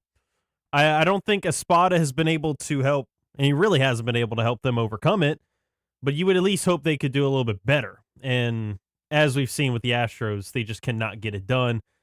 Keep losing. They'll start the series tonight with the Texas Rangers as they'll stay at home, but if I had to say that I had any more confidence that they could get it done, I don't know. And this is in a bad AL West, in a bad AL altogether, but also in the AL West, the only team that's above 500 is the Athletics, and they're one game above 500 at 22-21. Texas is a flipped record, 21-22. Astros are 4 games behind, or really 5 games, with only 17 wins. The Angels, as of right now, are a half game behind the Astros with only 16 wins, but 28 losses, much like Houston. Looking towards LSU, though, as Ray was also bringing up, yeah, the fact that you go into last night, you didn't really have much margin for error to begin with, and then you kind of flip the starters for pitchers, and you go with Lockenmeyer, and he doesn't even get out of the first inning. He only goes 2/3 of an inning, gives up a grand slam, and then gives up another 2 runs before he gets taken out. When you have Florida get a 6 spot to begin the first inning, I mean, that's not a recipe for success by any stretch of the imagination. I know LSU got runs here and there, 3 in the 3rd. They got 1 in the 6th, and then a pair in the 8th and a pair in the 9th, which the 8th was looking interesting with how bad they were down. I thought if they could continue to rally, there might be a chance to keep it close late. But the fact that they scored a run and then even loaded the bases with just 1 out, you thought, okay, could they put up 3 or 4 more before they have to get to the top of the 9th and send it back to the Gators? Only getting 2 and then only putting 2 more in the 9th, especially when you were down 11-4 going into the 8th inning, that's just not going to do it. It's not. They end up losing that one 11-8, and then at this point, the only somewhat realistic thing LSU can do at this point, if they want to get to that quote-unquote 13-win threshold in the SEC and even sniff regional play, they would have to win today. They'd have to win on Saturday, which you can catch both of those games right here on ESPN 103.7 Lafayette and 104.1 Lake Charles. But not only that, they'd also have to make a run in the SEC tournament. And as we've seen against teams that are actually good in this conference, LSU can't win a game. So to even ask them to win not only 1 game against Florida, but 2, that's a tall order. And then the farther you get into the SEC, the better the teams that you're going to play. I mean, statistically, they're not out of it, but for realistic sake, yeah, I mean, they're the last chance that they even would have had, they would have needed to keep themselves alive against Florida, and you give up a 6 spot. I don't think they would do that again, especially when they'll throw out quote-unquote better pitchers to start the game, but I don't see it happening. You lose 8-11 after giving up 6 in the first inning, and you were down almost 2 handfuls of runs before you even blink. No, I don't see it. Now, we looked at the Astros, and they lost. Look at LSU, and they lost. Let's end it on a high note, because the Louisiana Raging Cajuns, this was a big-time series. They have to take on one of the better teams in the country and the number one team in the Sun Belt in Coastal. The Chanticleers coming to the Teague. The big part of it was, how were they going to be able to respond last night and set the stage for this series? Well, not only did they get the win, but they did it in rather convincing fashion. Because you look towards Cody Brash, who was last night's starter, gave you 6 strong innings, only gave up 1 hit, and struck out 7. Coastal's offense was non-existent. The only time that they had scored last night was when Blake Barthel hit a 2-run homer. That was the only time. Other than that, and that was in the 7th. And that was, by that time, Louisiana already had a 5-run lead in that one. So at that point, it was 5-2. But then, to cancel out the 2 runs that Coastal scored, they put up 1 in the 7th and then another one in the 8th. Big day, not only from Cody Brash on the mound, going the 6 strong innings, but also Blaze Rodriguez, I should say. He went 3 out of 4 from the plate, had 2 RBI. Even drew a walk as well, and you had other strong instances from guys like Noah Lewis and even Donovan LaSalle. So the Cajun offense did what they needed to do last night, and they made sure that they didn't keep it close. So this was a great, very strong Game 1 win over Coastal, who was and now is 35-18 on the season. Louisiana at 33-20 makes things really interesting, because if they can get one more tonight, which first pitch at the tee will be at 6 o'clock before a 2 o'clock first pitch on Saturday. If they can win 2 out of 3, this is huge, and this sets up for really nicely for the Vermilion and White once they get into the Sun Belt tournament. I'm not gonna ask for a sweep, because that's a lot to bite off. It was a really strong Game 1. If they can continue that in Game 2, this is just setting up amazingly for the Louisiana Raging Cajuns. But like I said, got the 7-2 win, a great start to a series against a really good Coastal team. Then you look towards McNeese, and they had started the bracket play in the Southland Conference tournament. Remember, the Southland starts a week ahead for them, but they had to take on the 4-seeded Nichols last night, and what did they do? Much like the Cajuns, they won in rather convincing fashion. I mean, the fact that they had won this one 11-3 against a good team in Nichols. Both teams had a lot of hits, but McNeese made sure that they didn't strand as many, because Nichols with the 10 hits, only getting 3 runs, there's a lot to be desired there. But you had 3 walks from Matt Stancliffe. You had 3 RBI on 2 hits from Isaiah Keller. You had 2 hits from Corey Cooper. You had Easton Dowell, who hit a 2 RBI double back in the 4th as well. I mean, they scattered their runs throughout the game, which is a really strong sign. Had 3 in the 1st, 2 in the 4th, 1 in the 5th, 3 in the 6th, and then a 1-1 in the 7th and 8th, whereas the Nichols runs only came in the 2nd and the 5th inning. Really good overall game to advance to the next round of the Southern Conference Tournament. 6 strong innings from Eric Natchstein. He gave up 3 runs on 7 hits, had 3 strikeouts, only walked 1 though. So the runs obviously came a lot, but also Nichols stranded a lot of those runners as well. So with that 11-3 win last night, or really it was yesterday afternoon, because the game started just a few minutes after 1 o'clock. They're now going to come back today. They'll take on number 1 seeded Southeastern in Hammond, America. They'll take them on to see if they can move on to the next round. This is going to be tall order, but if they can continue what they did last night, you feel really good about McNeese's chances, especially after winning 2 out of 3 against Stephen F. Austin, and then also ending the regular season by sweeping Northwestern State. So McNeese, as of late, has looked a lot better. We talked with Jim Gazzolo about how they have been very inconsistent. It's been very hit or miss with this McNeese lineup, but as of late, they've looked a lot better. Got to take on a tough team in Southeastern, the number 1 seed, but they definitely have a chance going into tonight. First pitch for it will be at 6 o'clock. We're going to go ahead and take a timeout. When we come back, we'll talk NBA playoffs. A couple of Game 6s coming up between Wolves Spurs and Cavs Pistons. We'll talk about that after this. You're listening to RP3 and Mesh. This is RP3 and Mesh live on ESPN 103.7 Lafayette and 104.1 Lake Charles, Southwest Louisiana's sports station. This game isn't fun. This game is a war. It's time for the 2-minute drill. Hurry it up, hurry it up, hurry it up. Powered by B1 Bank. Visit b1bank.com to find a location near you. Come on, let's go, you guys. Get in here, we gotta go fast now.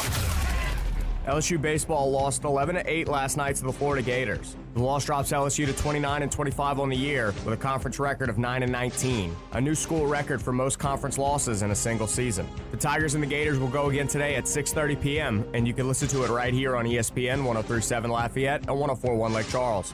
The Louisiana Raging Cajuns picked up a huge 7-2 win over number 20 Coastal Carolina last night in Lafayette. Cody Brash had a stellar outing, going 6 innings, only allowing 1 hit and striking out 7. Game 2 of the series will be tonight at 6 p.m. at the Teague.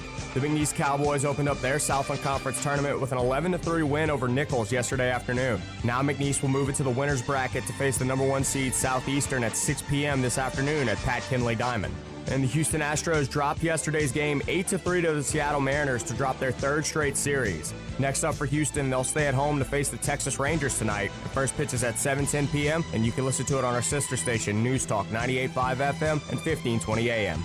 And switching to softball, the regional rounds of the NCAA tournament kick off today, and the LSU Tigers will face the Akron Zips in their first game of the Baton Rouge Regional. First pitch is at 5:30 this afternoon in Tiger Park. Then in the Lone Star State, the McNeese Cowgirls will kick off the College Station Regional against the Big 12 champion Arizona State. First pitch is at 3:30 p.m. from Davis Diamond. I'm Blake Persher, and you're listening to ESPN 103.7 Lafayette and 104.1 Lake Charles. Your home for the LSU Tigers and the Houston Astros. The 2-minute drill has been powered by B1 Bank. Visit b1bank.com to find a location near you.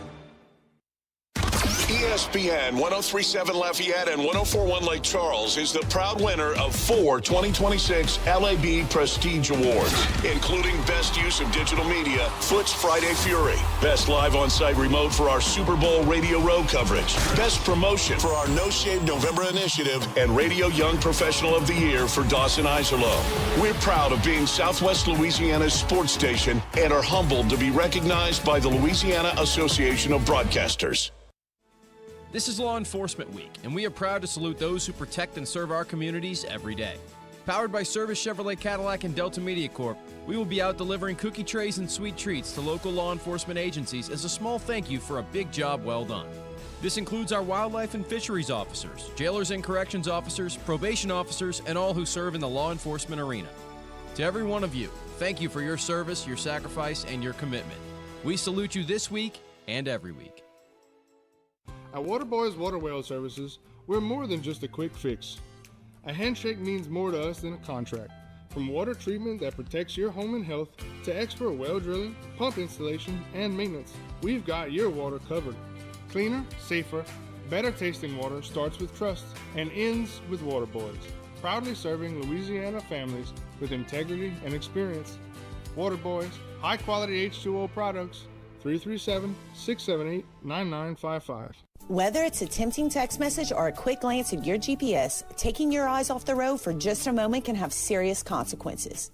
This includes turning around or reaching down.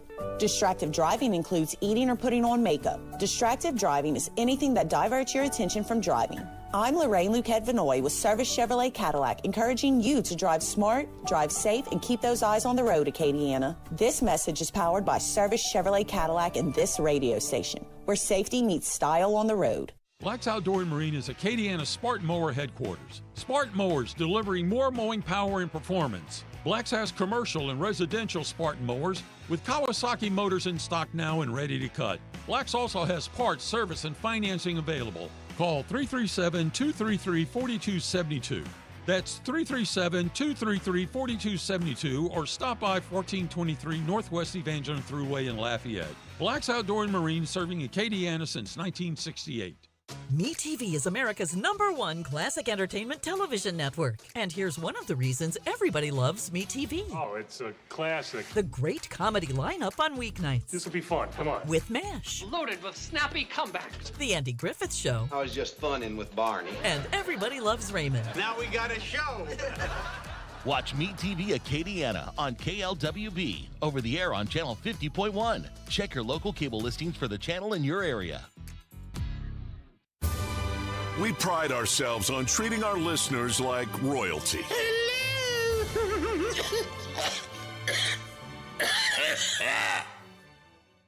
Excuse me. Not actual members of the royal family, mind you, but rather individuals who wear paper crowns. Hey, it's better than nothing. Back to more of ESPN 103.7 Lafayette and 104.1 Lake Charles. The NBA playoffs resume tonight. We'll have a pair of games go down. We'll have Pistons and Cavs at 6 o'clock, and then we'll have Spurs and Timberwolves right after at about 8:30 or so. Really, with these first tips, or these tip-offs, 6 o'clock, if you pay attention to the times, this is even worse than, like, what baseball does. Because baseball, now, for the most part, especially with the MLB, when they say a 110 first pitch like the Astros did yesterday, they're starting about a 111, 112. So that's fine. And then even with like college baseball, whether you're looking at LSU or you're looking at the Cajuns or you're looking at McNeese, even if it says they're starting at 6 o'clock or 6:30, they'll start at 6:02 or 6:32. Like, they're not too far off. But what baffles me is Pistons Cavs will start at 6.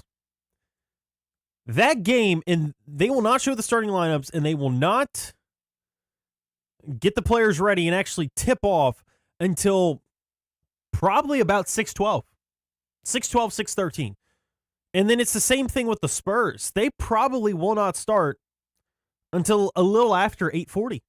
Like, it takes about 10 to 15 minutes after they say what time they're going to start for them to actually start. And it boggles my mind. I can't come up with a real reason why. Like, at that point, just say what time you're starting. I don't find that that's that hard. But maybe there's more semantics than I can think of that actually come into play, because I don't remember this happening like 5-10 years ago. If a game started at 6 or 6:30, it was going to be about 2 to 5 minutes before the game actually started. Now it's 10 to 15 minutes, and I just don't get it. But off that soapbox, let's actually look towards the games themselves, because these are both a pair of game sixes. The Cavs are actually ahead 3-2 in this series, and they'll be the team hosting tonight. It'll be over there in Cleveland. And then for Spurs, Minnesota, San Antonio is ahead by a game, but it's gonna be on the Wolves' home court. So it's not quite the same between these two. The Rocket Arena over there in Ohio, Cleveland's had a lot of success there. So especially after getting that Game 5 win and stealing that one from them, you definitely feel better about Cleveland's chances, because when you look at so far, they have been perfect at home. They won all 4 games in Cleveland, and then the 3 games that they won, or the 2 games that they won against the Pistons, at home. They're a perfect 6-0. So if we're going by those trends, Cleveland should absolutely win tonight and secure the series. But I'm willing to go against that thought. I'm not totally out on Detroit just yet. They fumbled the bag in Game 5. There's no doubt about that, because the fact that you not only didn't make a shot in the final 3 minutes, which is already bad enough, but the fact that you also didn't score a single point in those final 3.5 minutes when you were up, was it 7 or 8 or 9 points? Like, you were up by multiple possessions. Even if you took a couple of those possessions off and just had bad ones, because this is basketball. You're going to have bad possessions with how many that you have. It's all variance and it's a numbers game.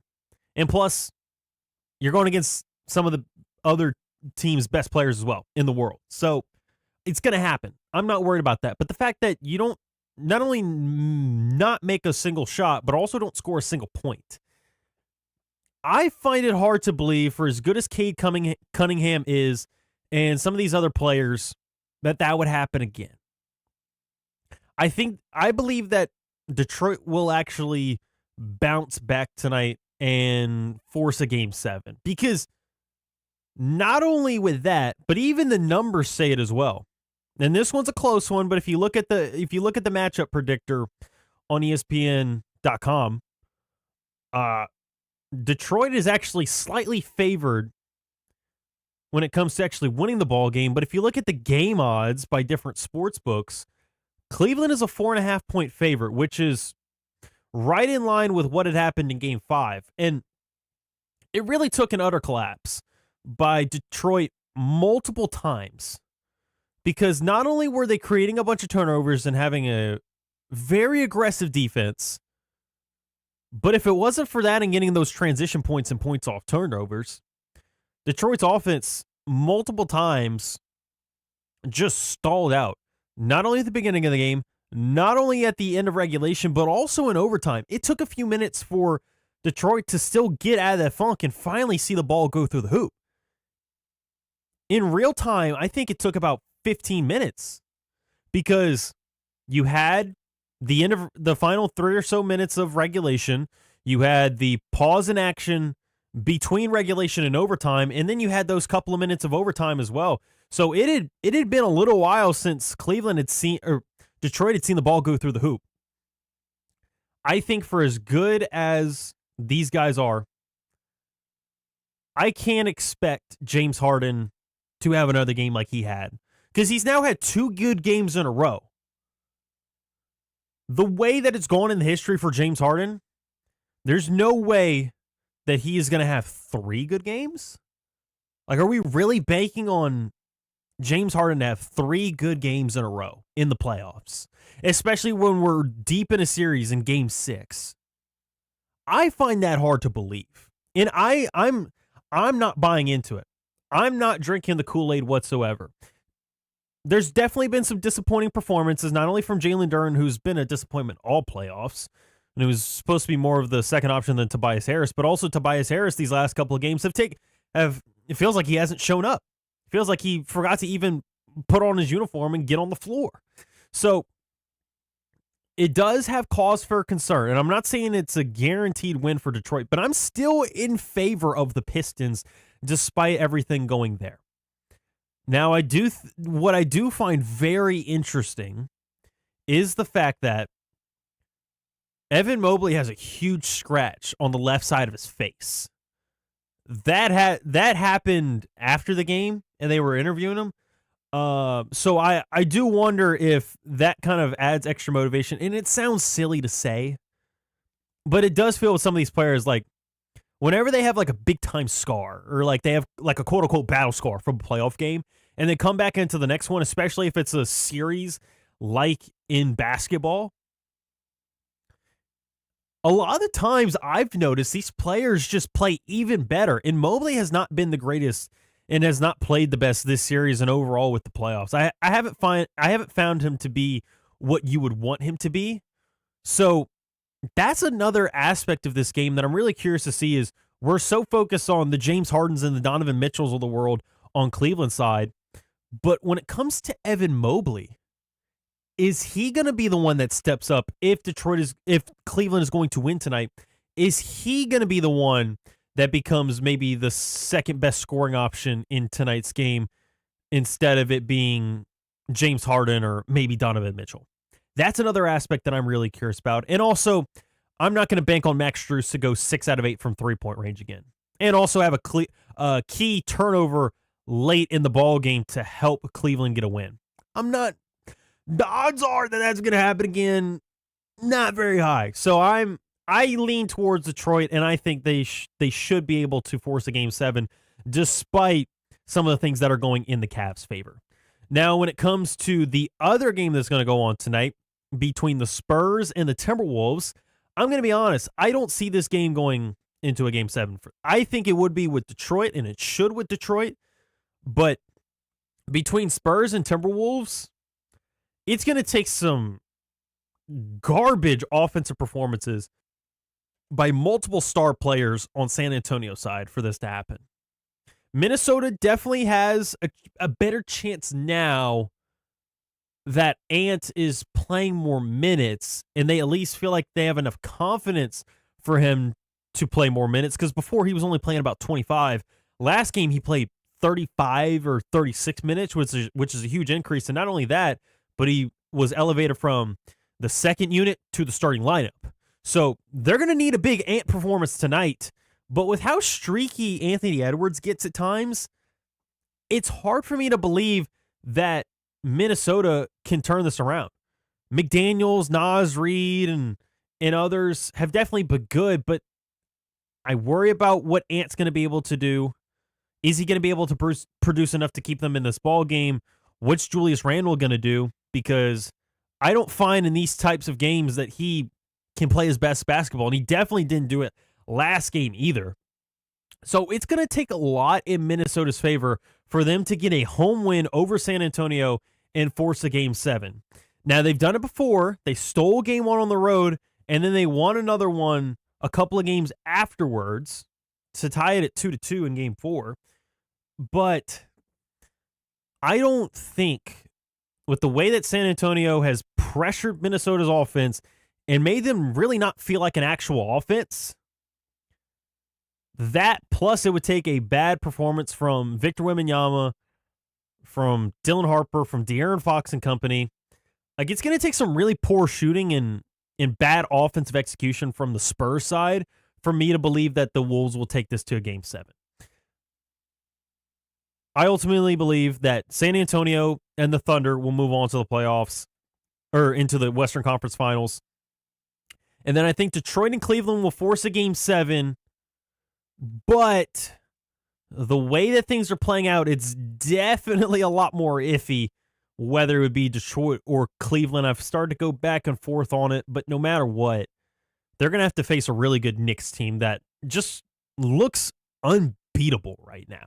So it's going to be a tough matchup, but two good games tonight, both of them Game 6s.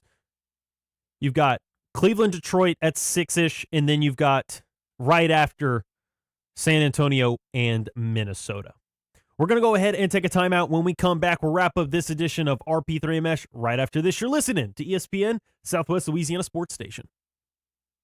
This is RP3 and Mesh, live on ESPN 103.7 Lafayette and 104.1 Lake Charles, Southwest Louisiana's sports station. May is Mental Health Awareness Month, and ESPN 103.7 Lafayette and 104.1 Lake Charles have teamed up with John Well Therapeutic Services to bring awareness to mental health.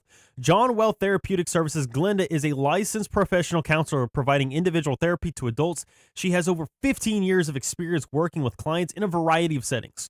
Whether you prefer in-person sessions or the convenience of telehealth, support is available across Louisiana. Book your appointment today by visiting Psychology Today and searching for Glenda Johnwell. Southwest Louisiana Sports Station and John Well Therapeutic Services are proud sponsors of Mental Health Awareness Month, because your mental health matters.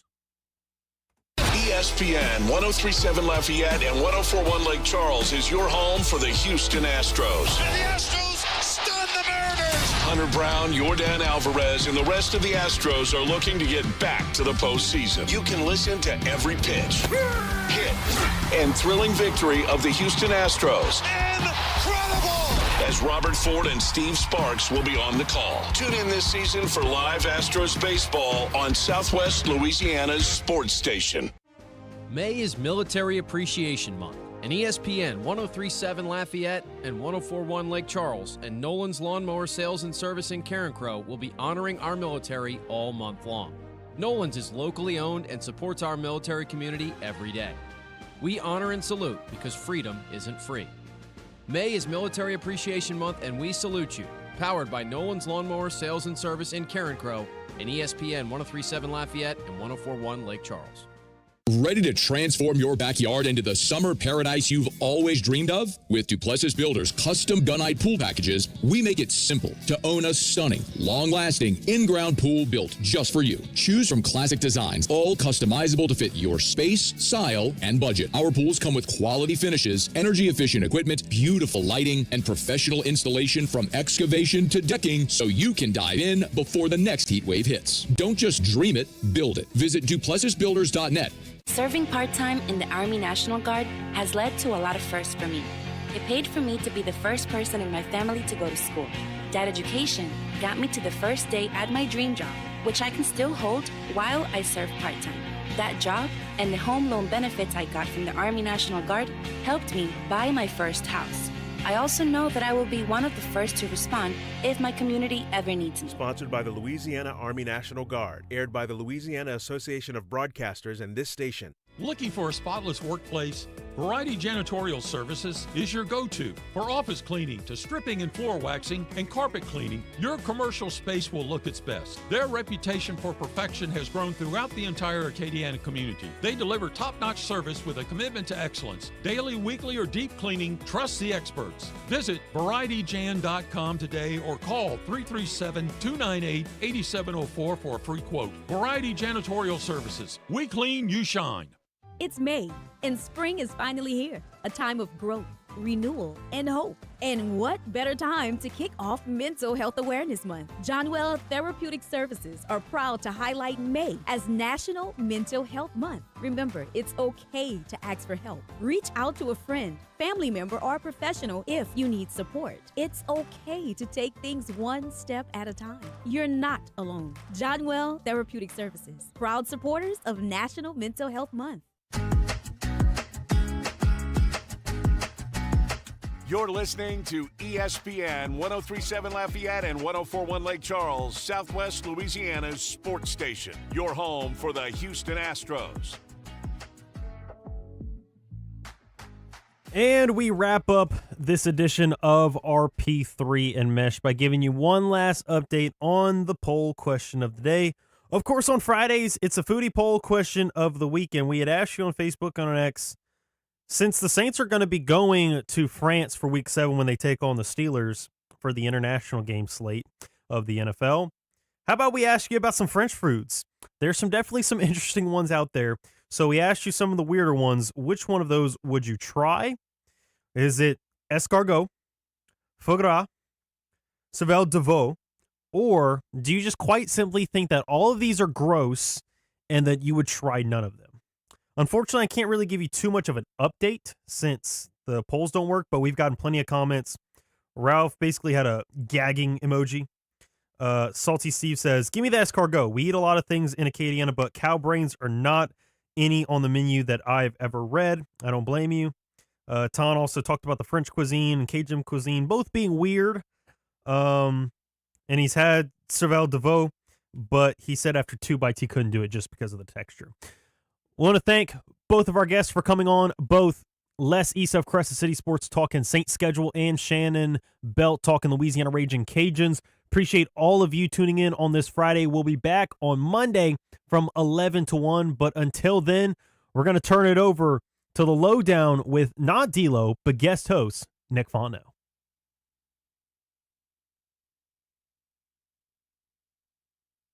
Did you know you can get great tasting Clear Springs artesian water delivered to your office or your doorstep at home?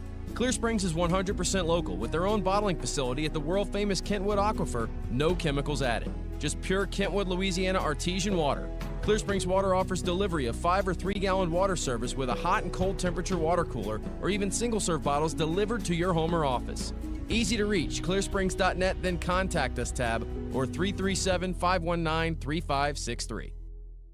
It's May, and spring is finally here. A time of growth, renewal, and hope. And what better time to kick off Mental Health Awareness Month? Johnwell Therapeutic Services are proud to highlight May as National Mental Health Month. Remember, it's okay to ask for help. Reach out to a friend, family member, or professional if you need support. It's okay to take things one step at a time. You're not alone. Johnwell Therapeutic Services, proud supporters of National Mental Health Month. You want to feel important. You want to be a part of something bigger, something that matters and can help change things. You want to feel like you belong. We know. We felt that way too. And that's why we did something about it. We aren't just Army National Guard soldiers. We are normal people just like you. And together, we can make a difference. Take on your legacy. Visit NationalGuard.com to find out more. Sponsored by the Louisiana Army National Guard. Aired by the Louisiana Association of Broadcasters and this station. Oh, look who's here. Everybody Loves Raymond is on MeTV. Who told you that? Raymond! America's #1 classic TV network. Nothing even comes close. Enjoy 2 back-to-back episodes every weeknight. We're doing it twice. Watch Everybody Loves Raymond. Yeah, it's all about you, Raymond. Weeknights starting at 8 on MeTV. Watch MeTV Acadiana on KLWB, over the air on channel 50.1. Check your local cable listings for the channel in your area. Live from Upper Lafayette, this is ESPN 1037 KLWB Carencro Lafayette, KLCJ-FM Oak Grove Lake Charles 1041, a Delta Media station. This game isn't fun. This game is a war. It's time for the 2-minute drill. Hurry it up, hurry it up, hurry it up. Powered by B1 Bank. Visit b1bank.com to find a location near you. Come on, let's go, you guys. Get in here, we gotta go fast now.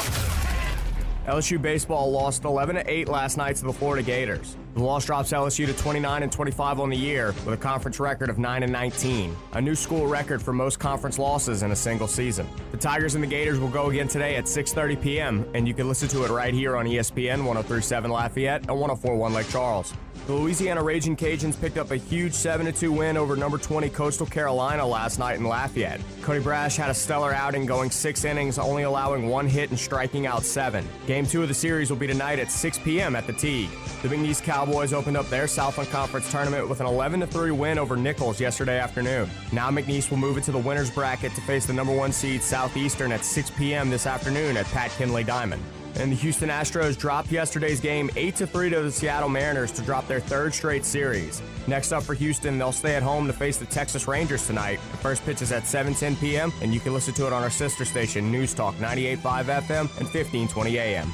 And switching to softball, the regional rounds of the NCAA tournament kick off today, and the LSU Tigers will face the Akron Zips in their first game of the Baton Rouge Regional. First pitch is at 5:30 this afternoon in Tiger Park. Then in the Lone Star State, the McNeese Cowgirls will kick off the College Station Regional against the Big 12 champion Arizona State. First pitch is at 3:30 p.m. from Davis Diamond. I'm Blake Purser, and you're listening to ESPN 1037 Lafayette and 1041 Lake Charles. Your home for the LSU Tigers and the Houston Astros. The 2-minute drill has been powered by B1 Bank. Visit b1bank.com to find a location near you. Dawson Iserloh prides himself on taking a deep dive to uncover all the relevant data about the sports and sports teams he loves. And now he's sharing all those facts inside his big brain with all of you. Here is the Lowdown with D-Lo on ESPN 1037 Lafayette and 1041 Lake Charles, Southwest Louisiana's sports station. Welcome into the Lowdown. I am Nick Fontenot filling in for Dawson today. I know you're probably looking forward to hearing Dawson, but he had a prior engagement of whatever kind. They don't ever tell me what they're doing. Nobody ever tells me what happens or why they leave. They just say, hey, can you come and do my show? And I just show up to do the show. And James is behind the glass, and we just make it happen, make the magic happen. He's at the PGA Championship. Yeah. Oh, okay. All right. So something a little bit more important than yeah. It's not just like I felt like being off. So this is my first time in this seat for a little while. As you know, if you've ever listened to any of the shows, that I fill in on. I wing it. I no matter what day it is, no matter what's going on in the world, I usually don't have guests, mainly because I don't really know anybody in high places or anybody that would want to even talk to me. So I just I come in, and whoever produces, James is usually producing most of the times, and we can kind of chop it up on most topics, or Blake in the mornings if I do Jordy's show. But this is my first time doing Dawson's show. The 1 to 3 time is a lot. Is kind of a weird time for sports talk, because you can't really react to anything that's happened, because you're right in the middle before the stuff happens. Everything's going to happen tonight, and everything that happened last night has been reacted to all day long, and so you're kind of rehashing old takes. So this is my first time in this seat, 1 to 3, so we'll kind of see how it goes. The main topic that everyone has been talking about today is the Saints schedule. The Saints schedule came out yesterday, and we knew who the opponents were going to be. We just didn't know the order that they were going to be in. James, you've had a chance to look at the schedule. You've also had a chance to dissect it, talk about it. Your initial reaction, what was your biggest takeaway or a reaction to the way the schedule plays out and is set up for the Saints to start 2026? I have a lot of positive things to say about it.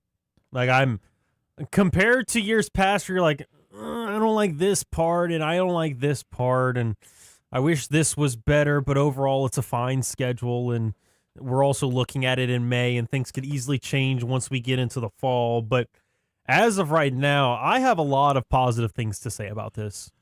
Yeah, I do too, and we'll get into it. First off, we start the season back-to-back games with at Detroit and at Baltimore, so 2 road games.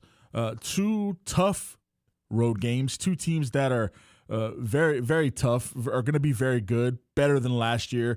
2 perennial playoff teams that had down years last year, looking to bounce back. Somehow they got to go 1-1. Now, I think the better chance to win is probably at Detroit for a couple of reasons. First of all, we do horrible against Lamar Jackson. We just can't stop the guy. And so I would think that even though they're going to have a new head coach, I think it's going to still be tough to stop him. The Saints are going to really have trouble with Lamar Jackson. So while I think that they can beat the Ravens, and they have beat the Ravens with Lamar Jackson, he just that type of quarterback tends to give the Saints fits. And when you talk about that dual threat running quarterback, Lamar Jackson is the best one in the league. And so he usually gives the Saints fits. And also, it's an outdoor stadium, whereas when you go to Detroit, it'll be indoors. It's week 1, so they're going to be jacked up. They're going to be ready to go. 2 tough games to start. But if you can somehow go 1-1, it does get a tad bit easier as you move into the rest of the schedule. You'll have the Raiders with their rookie quarterback. You have the Falcons with their disaster at quarterback. And you have the Vikings with their disaster at quarterback. Not really knowing what's going on. Kyler Murray in the mix there. J.J. McCarthy, kind of behind his back there. So you have some winnable games in that first 5-game stretch. If you can somehow go 3-2, 4-1, I think it sets you up for when your schedule gets a little bit tougher. Obviously, we don't know what the Saints are going to be, what these teams are going to be. Some of these teams are going to be better than we think. Some of these teams are going to be worse than we think. But where the Saints line up in these first 5 games, I think I have them going 4-1. I don't know if I'd go 4-1, but I definitely like what I'm seeing from it. Normally, because we've seen so many home games to start the season for the Saints in the last decade plus, they usually start at home, which is so weird. But the fact that they get not only 1 but 2 road games to start, and it's against some perceived good teams in the Lions and the Ravens, I definitely like it in the sense of not only are you stepping away from the comfort zone of the Caesar Superdome, which hasn't been what it was in the late 2000s and early 2010s, but I think this kind of gets you out of your comfort zone early, where it's like, all right, well, there's no dilly-dallying. It's all right, we gotta already kind of tie our shoes and buckle our boots, whatever phrase you want to go with, against some good, tough teams.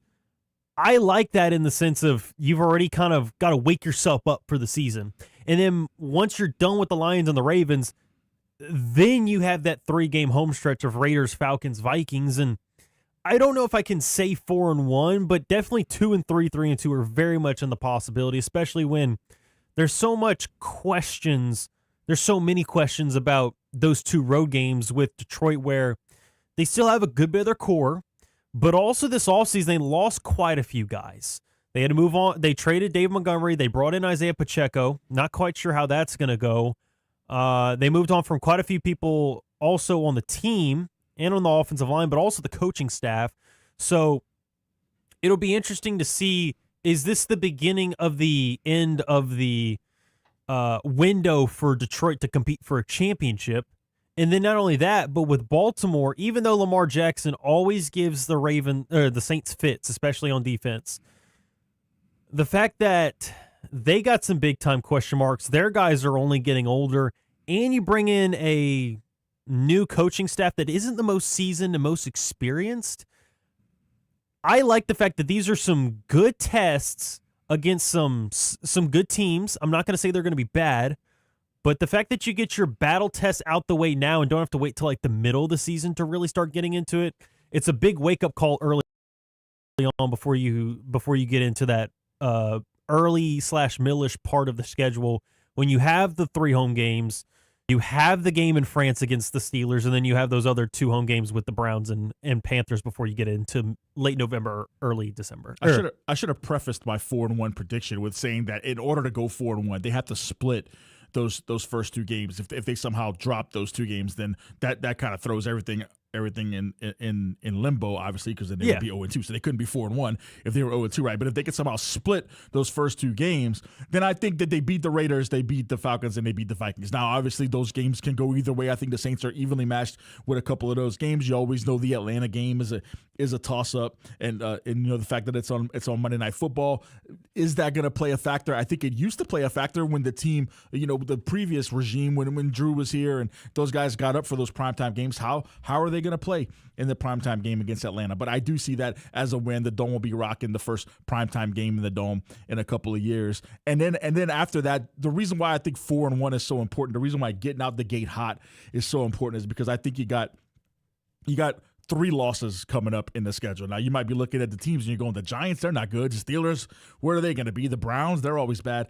Well, at the Giants, that's always a tough game. And they have their new coaching staff, a more improved coaching staff. Jackson Dart coming in his second year. What's he going to do? He's obviously a big question mark, but everybody is high on him. And there's going to be a bit of a revenge factor, I feel, from last year, because I think that the Giants gave that one away, and the Saints were able to kind of sneak that win away from the Giants. I think the Giants are going to have that revenge factor there. And then the Steelers in France, that's always a weird situation. I think the Steelers maybe have a little bit more veteran leadership. I don't know if they're going to be as good. We don't really know if they're going to have Aaron Rodgers back or not. We don't really know the answer to that question yet as to who they're going to have at quarterback. But the Steelers and the Browns are just always really tough games for the Saints, especially the Browns. I mean, when the Browns were the worst that they've ever been, they somehow find a way to beat the Saints. I remember the Tim Couch game where, you know, they threw the Hail Mary and beat the Saints for the first win in franchise history of the new Browns after they had made their return to the NFL. So it doesn't matter how bad the Browns are, they always play the Saints well, and I don't like that matchup. So that's why I need them to go 4-1 in those first 5 games. Now, obviously, a lot can go bad, and they can drop a game they shouldn't. But if they go 4-1, then I have them at Week 9 halfway point at 4-4. So then you get into the later part of the schedule and have some more winnable games there. But then you start looking later in the schedule. If you do get to 4-4, you're at Week 9. You come out of the bye. You go to France. You come out of the bye. You come out, lose the game to the Browns, which is what I have. You'd be sitting at 4-4. Then you got the Panthers, the Bears, and the Bengals on the road. Are those going to be windy games? Are those going to be cold games? Is the weather going to factor into that at Chicago game? Is the weather going to factor into the at Cincinnati game? Then you got a game against the Packers. That team should be really good. They should be more improved. Jordan Love seems to be coming into his own as a quarterback. So the games get tougher later. Even though you start with those top 2 games, it gets kind of muddy where you're playing teams that you're very equal to in the middle. But I still have them 4-4 in that first half. James, what do you think about that Giants, Steelers, Browns kind of 3 games after the first 5 that can kind of really either set the tone for a successful season or kind of derail your start? So going backwards, I do agree with you. It's always a weird and tough game. It's always a slugfest against the Browns. So even though it's going to be in the Dome, it's going to probably be an ugly one. I expect Myles Garrett to get to Tyler Shuck at least a couple of times and definitely affect him throughout the game. So that one's tough, even though it's coming off the bye. And I like the fact that the bye is after the France game. It gives them a proper amount of time to rest and relax. And usually I like when the byes are in that middle-ish, maybe a little bit. I would have rathered it be like week 11 or 12, but I'm totally fine with a week 8 game being the bye, especially when you have to travel all the way to Europe to go play a game.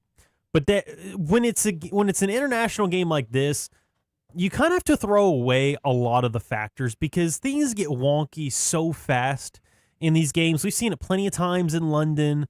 We've seen it in the Germany game. We've seen it in the Mexico game. We've seen it in the Brazil game. Like, a lot of things can go weird very quickly in these games. So that's almost like the most neutral, clean slate that I have is with that Steelers game at 8:30 in Paris.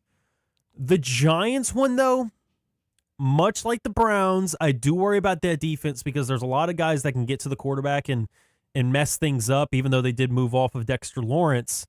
But I'm wondering about the Giants offense. I have some big time question marks because yes, Dart looked good, but I'm wondering how does he look under the tutelage of this new coaching staff that they have in John Harbaugh. I would feel good, but at the same time, Cam Skadaboo's good, but I wouldn't expect him to have like a Saquon Barkley type of performance like we had seen back in like 2021.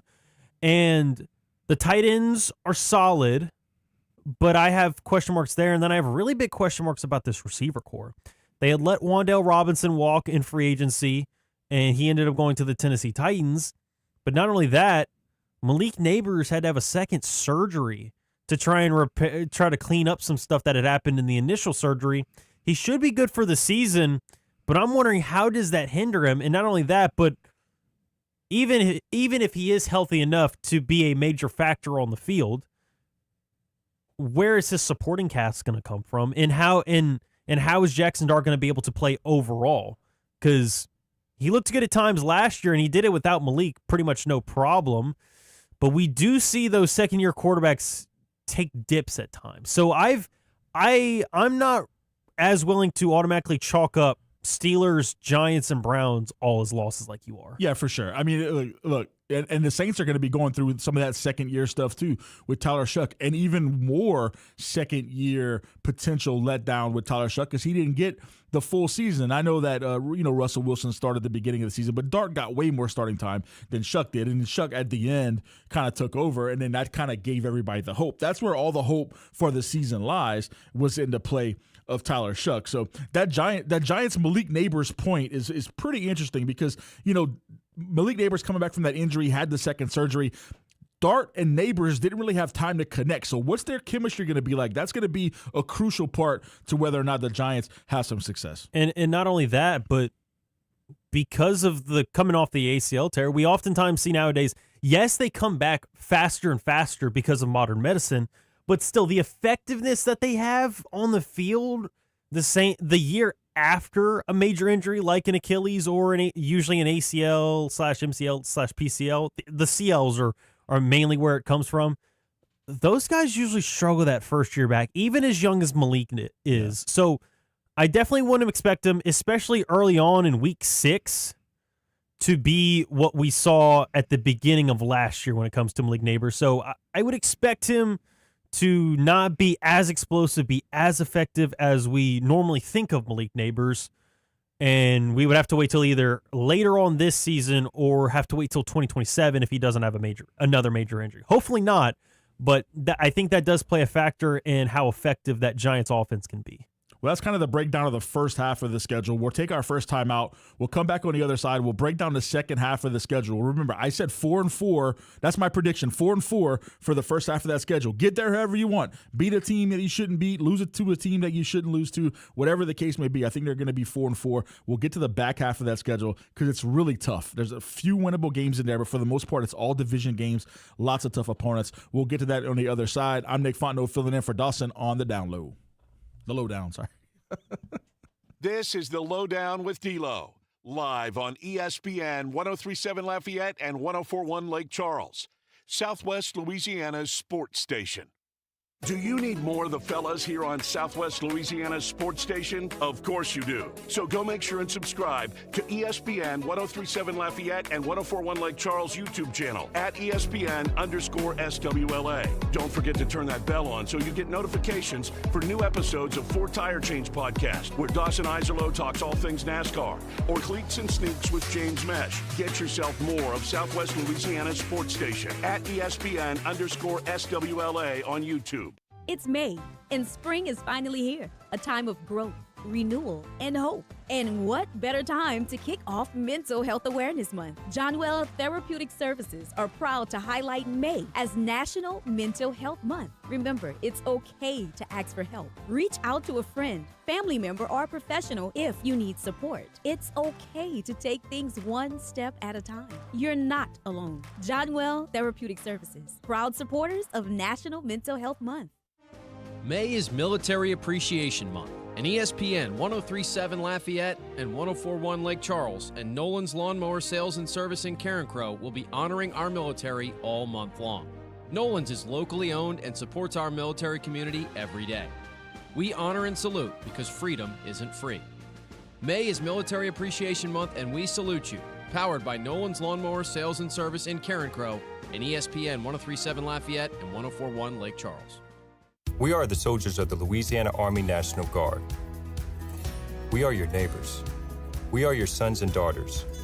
While we serve part-time, we are learning valuable life and job skills.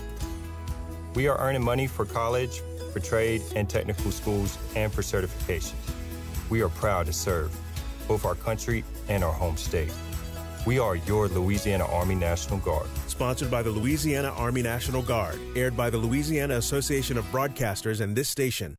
Every weeknight, MeTV has your laugh therapy. To chase away the blues or the olive drabs. With 2 hours of MASH at 5. This guy's ankle has tickled my funny bone. Followed by the Andy Griffith Show at 7. Doggone it, Otis. You're supposed to be hugging me when I'm arresting you. But he likes you, Barney. Weeknights on MeTV. Watch Meet TV Acadiana on KLWB, over the air on channel 50.1. Check your local cable listings for the channel in your area.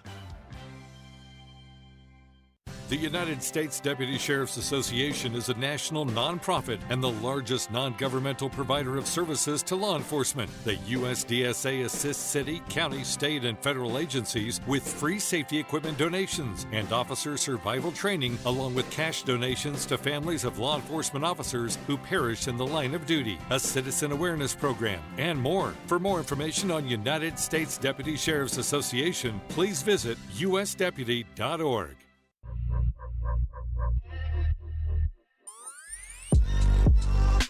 Back to the sports talk you not only want, but need.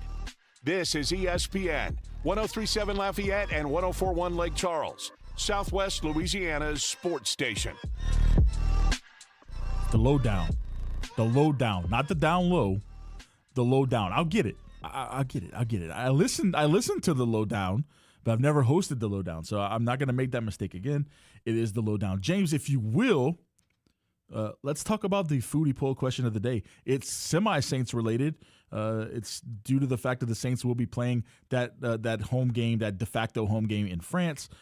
Reset the foodie poll question of the day. Sure. For the foodie poll question of the week on this Friday, we had asked you on Facebook and on X, in honor of that game in Paris for the Saints, which French dish are you willing to try? Are you going to go with escargot, also known as snails? Are you going to go with foie gras, which is like a rich liver, because they put butter and stuff in it? Is it cerveau de veau, which is calf brains? Or are you just going to simply go with none of the above. They're all gross. Well, first of all, they're all gross. I'm not going to do any of them, but I think that have you tried any of them before? I have not. Okay. I have not. I don't plan to. I guess the one that sounds the best, honestly, is the calf brains, just because it's beef, right? It is beef. It's going to taste somewhat like beef. Now, I'm not trying it. I have no interest in trying any of this stuff. I think, okay, so I'm a listener. I listen to 103.7 every single day driving around Lafayette. I listen to all the shows. Mm-hmm. I listen to the foodie poll question of the day every Friday. I think that inarguably, this is the worst foodie poll question that we've ever had.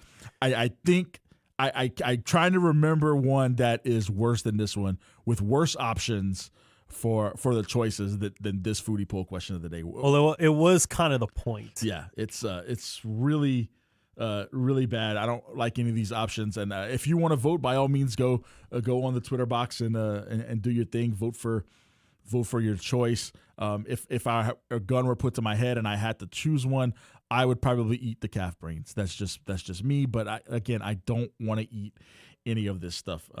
And again, the poll question ties into the game in France, French related foods. I know that French fries are not French food. French fries, French toast, French dip. I would probably do all of those over any of those choices. So. But we're getting back to the schedule talk. Before we do that, we'll go to the Mike's Marine Hotline, and we'll bring on FedEx Man. FedEx Man, how are you today? I'm doing good, man. I'm so excited to be able to talk to somebody about a sport that I have a great passion for that none of the other hosts do, but I know you do, and that is boxing. Yeah, let's talk about it. 2 weeks ago, the best fighter on the planet fought, and I don't think nobody even realized that, and he put on a show. And you know what I'm talking about in the Mexican Monster. Yeah. He is something else. Yeah, so what'd you think about that one? Oh, he destroyed that guy. I mean, he weighed up 28 pounds to fight somebody. But by the way, he's a real good friend of his. And, I mean, he destroyed him. I mean, I think going up 28 pounds, I didn't think he would be able to knock him out like he did because nobody knocked down Zulu Ramirez. He only had one loss. But, man, what he did to his face, I mean, he broke his nose, broke his eye socket. The guy was in the hospital for a couple of days. And if he's going to do that to somebody that's a friend of his, just imagine if he's going to do that to somebody he don't like.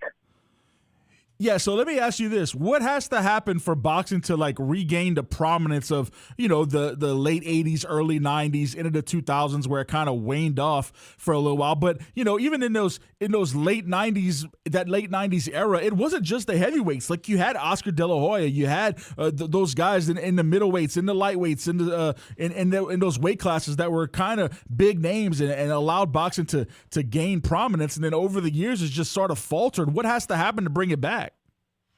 It never will happen again because of the cage boxing that's going on, the MMA. I mean, the world's appetite's not enough for both. And, you can do MMA almost every week or every other week. I mean, a big-time boxing match, that only is going to happen once, maybe every 3 or 4 months. Now that's your problem right there. Now you see TKO, the company that owns UFC, is tipping its toes into the boxing realm. They're trying to get started doing their boxing promotions and kind of getting it started. Do you think that mindset that the UFC has, where they control all the fighters, could that possibly work in boxing? They're going to control all the promoters too? Yeah, that's the problem. I think the money's just too big when you have all the promoters on the outsides. I mean, look, we know Benitez is chasing Alvarez, but there's two different promoters, and Alvarez is not in his right mind going to fight him. He knows better, so that fight's never going to happen. But, the fight that will happen is going to be Benitez is going to fight that Devo, the guy that beat Canelo and the guy that beat Zulu Ramirez. Did you ever seen that Russian fight before? Yes.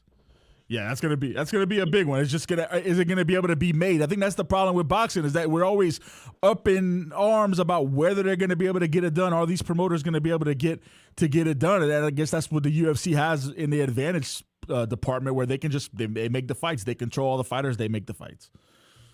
But I think this is going to happen because I think the promoters are pretty much on Kiel, who has both these fighters, so that fight is probably going to happen. But look, let's go back to Benitez. No, you look at his physique. Man, he ain't got no six pack. He ain't muscle bound at all, and he was a very plump child. But man, this guy is very unassuming what he looks like. I mean, he is so. At his size, I've never seen somebody that let loose his hands with the speed since then. I mean, Sugar Ray or Muhammad, or Roy Jones. His hand speed is unbelievable, and he's over 200 pounds. Yeah, no doubt about it. Very impressive to watch. FedEx man, thank you for the call. Appreciate it. All right, buddy. Oh, yeah. The man called talking Mexican monster. Now, look, this David Benavidez guy, when you start talking about boxing, he might be the future. You know, it's been a Canelo Alvarez show for a few years where he's been the number one name in boxing, and it sure seems like this Benavidez guy is going to come and take it over by storm. We'll get back to the Saints schedule talk. When we left off, we were done to the first half of the schedule. So we were at week 9 after the Browns game, and I have the Saints going 4-4. Let's get a little bit into that second half of the schedule. Now, it gets really tough. They play the Panthers, Bears, and Bengals. Those 2 games against the Bears and Bengals, that's when the weather starts to drop a little bit. We're in November, Thanksgiving weekend. You start talking about those very windy conditions in Chicago, very cold in Cincinnati, both of those outdoor stadiums, outdoor games. How is this team going to be? How is the Saints going to play in those cold weathers? How's Tyler Shuck going to be in cold weather games? Are they going to be able to overcome those factors? If you're at 4-4, remember, we're trying to get to 10 wins. We're trying to somehow get to 10 wins. That's what everybody keeps talking about, right? The Saints are going to be there. They're going to be a 10-win team, a 11-win team. They're going to be a playoff team, right? It doesn't take 3 years. That's what everybody tells me. I've been saying 3-year rebuild. Last year was a bad year. This year is going to be a little bit better than next year's when they make the run. Everybody's telling me it doesn't take 3 years. Look at the Patriots. Look what the Patriots did, right? They turned it around, and they got their coach, and they turned it around. Okay, all right. If we want to make this, we're doing a 1-year turnaround then. We got the quarterback. We're doing the 1-year turnaround. How do we get to 10 wins?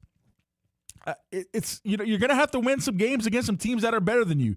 You're going to have to split that Chicago Bengals road trip.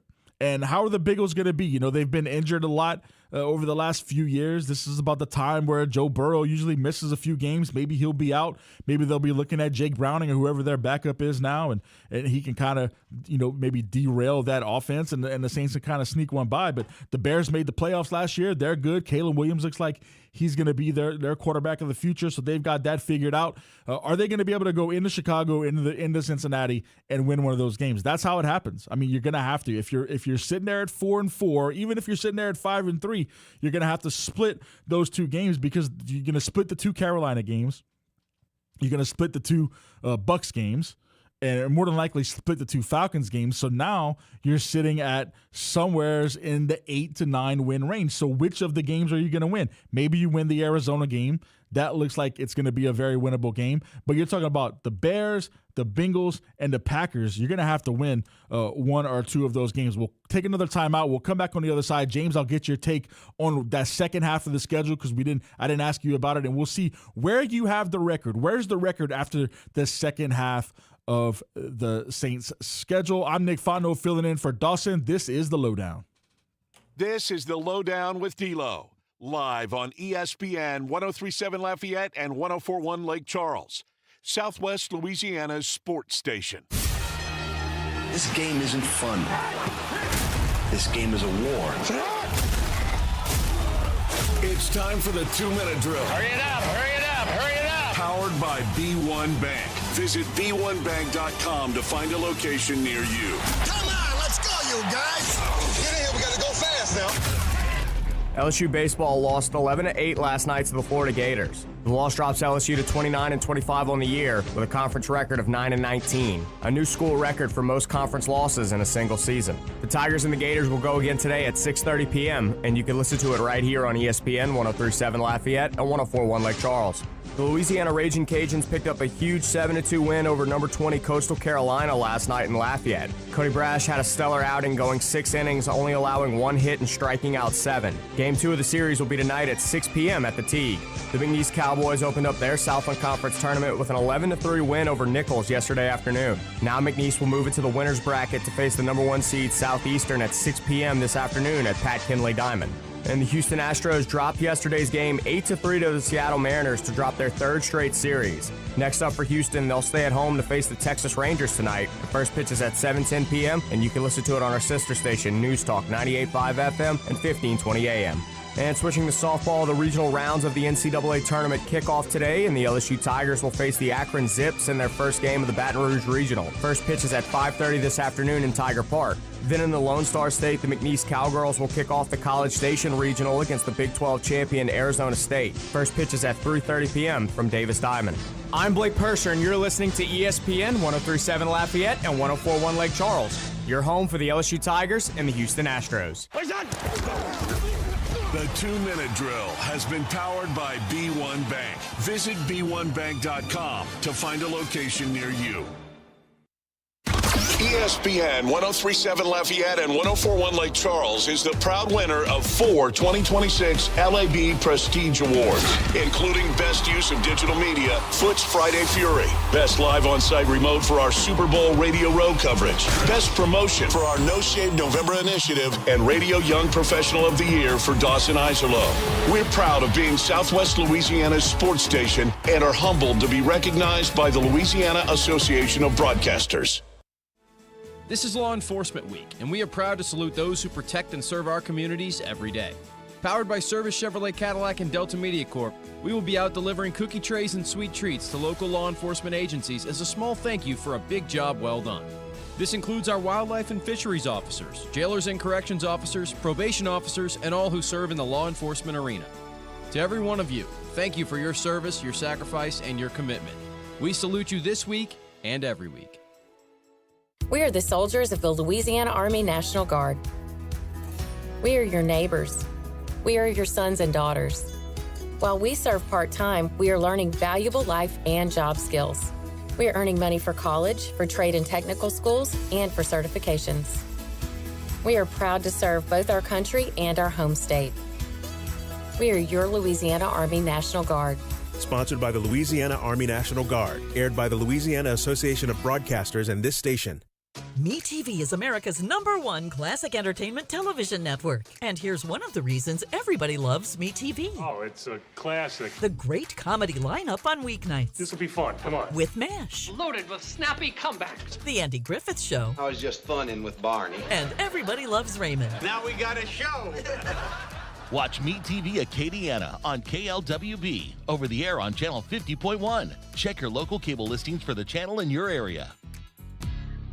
Are you being audited and do you owe the IRS $10,000 or more in back taxes? Is the IRS threatening to take more of your money? Don't fight the IRS alone. The Tax Doctor is here to help you negotiate a lower tax bill. The IRS can freeze your assets and seize your bank accounts. But you can stop these IRS actions. The Tax Doctor will fight for you using industry secrets that can stop any IRS actions, eliminate penalties and interest, and reduce your past tax bill so you pay the IRS less. If you owe $10,000 or more in back taxes, call the Tax Doctor now for a free IRS audit emergency review. 800-281-0266, 800-281-0266, 800-281-0266, 800-281-0266.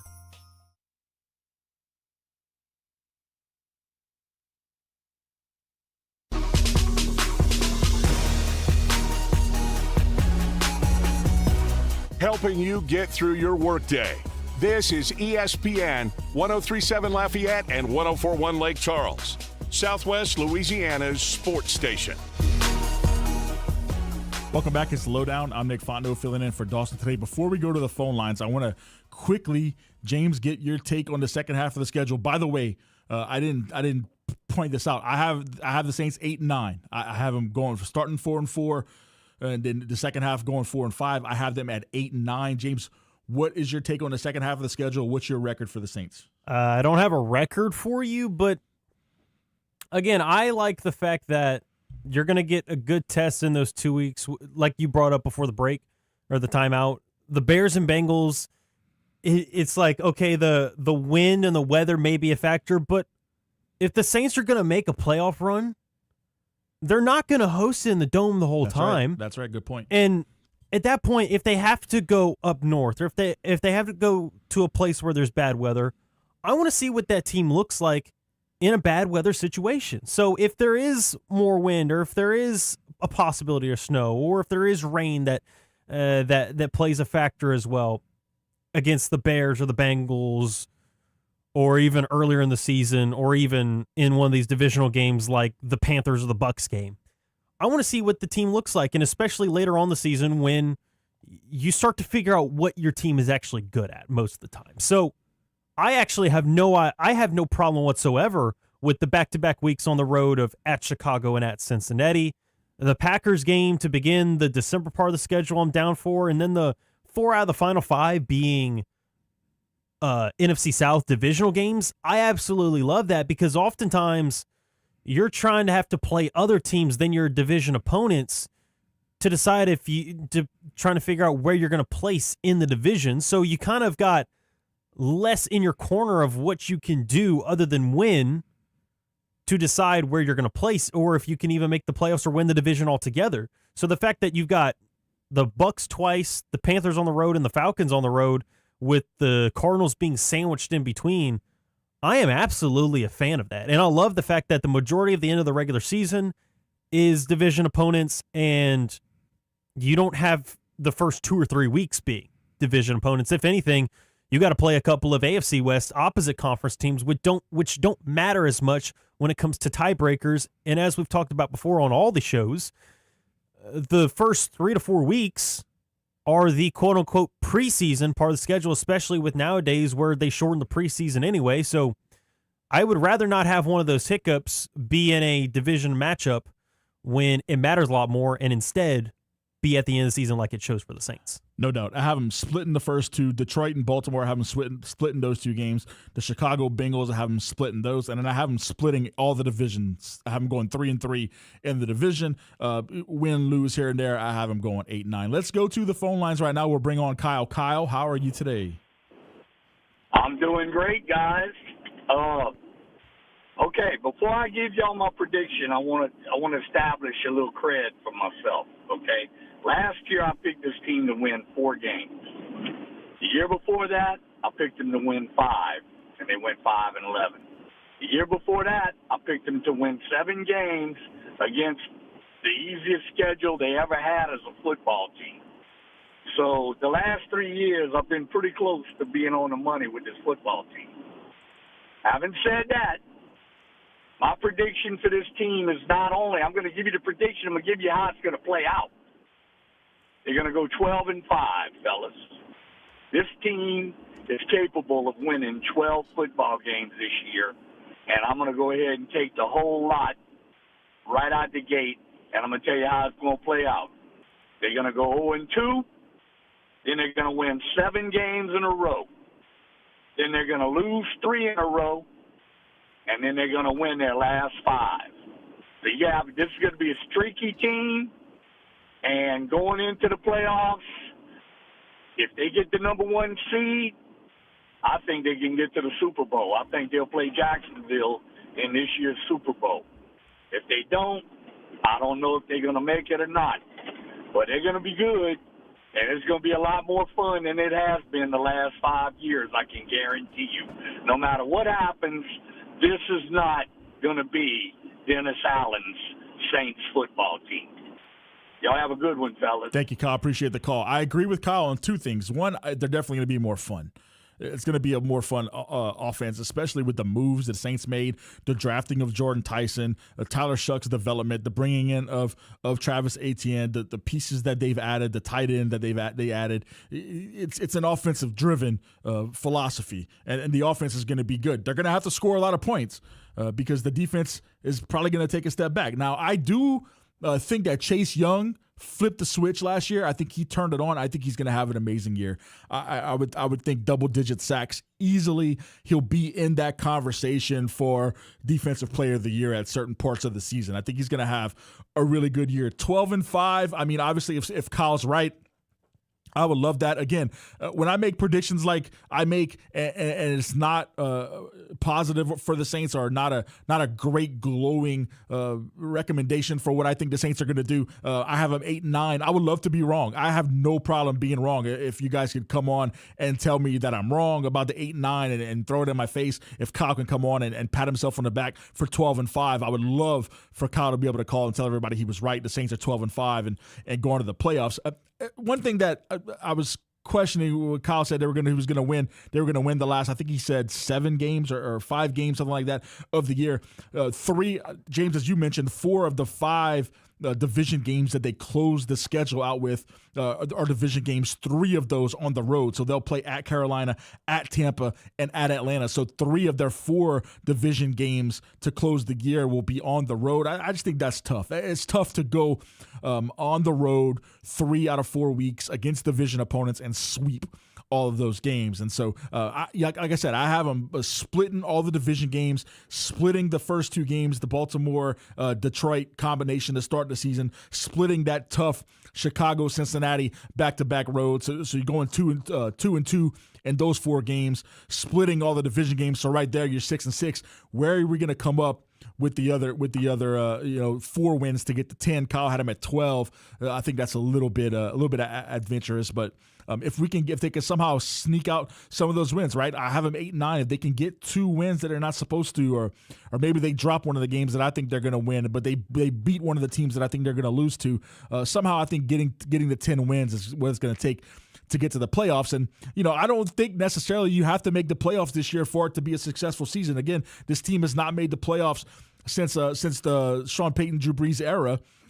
Just making the playoffs, I think, would be a good season.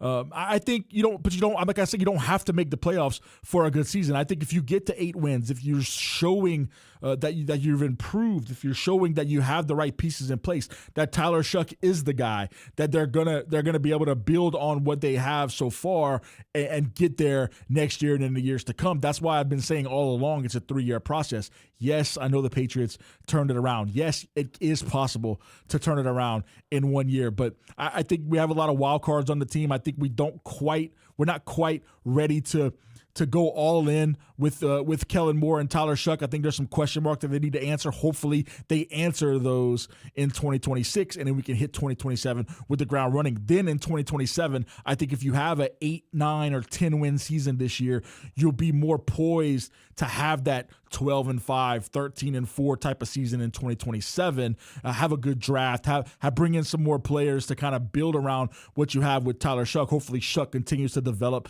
at the rate that we saw him get to last year, and the Saints will have something going. But again, all the excitement for the Saints is around the quarterback and around the offense and what it possibly could do. Without that excitement, we'd be sitting here with the Spencer Rattler, Tyler Shuck conversation like we were having last year. If Shuck wouldn't have got those reps to end last year, remember in the middle of the year when the Saints were really, really bad, they weren't winning a lot of games, and Shuck was on the bench. We hadn't really seen what he could show, and we were like, all right, that was a wasted draft pick. Like, he's never going to be able to get in there, and Spencer Rattler's not the guy, so we're going to be right back in the same boat. Then Shuck got there, kind of blew us away, and really took the reins and made this his team and brought forth that excitement. So any kind of hope, any kind of excitement that we have for the Saints this year, whatever Kevin Foote might tell you from 9 to 11 on Footnotes, all of the excitement is because of Tyler Shuck. That's what's driving all of the turnaround. That's what turned around the conversation of the entire franchise. That's what made everybody hopeful, is because of the play of Tyler Shuck. Yes, the team is a little bit better than they were last year. They've added some pieces. The team is kind of coming together and becoming a better team, but Tyler Shuck is the one who drives that force. Still, I think there are some question marks on the schedule that I just think they're going to lose more games than they win. I just really do. I don't think that the team is there yet to make a 12-5 run like Kyle said. But again, if they did, by all means, I would love for Kyle to be like, you know what, you're an idiot and I was right. And we all know Kyle will do that. If Kyle's right, he's not going to waste any time or opportunity to tell you that he's right. So if Kyle ends up being right at 12-5, I would have absolutely no issue with that. Let's take our final timeout of the hour. We'll come back, maybe reset the poll question. I don't know how many votes we're getting. Are we getting a lot of votes, James, on the poll question? Well, the issue is X doesn't really allow us to see all the votes. So I can't give you an update necessarily on the percentages, but I mean, we've gotten a lot of comments. All right, let's go through some of those comments when we come back on the other side of the timeout. This is the Lowdown. This is the Lowdown with D-Lo, live on ESPN 103.7 Lafayette and 104.1 Lake Charles, Southwest Louisiana's sports station.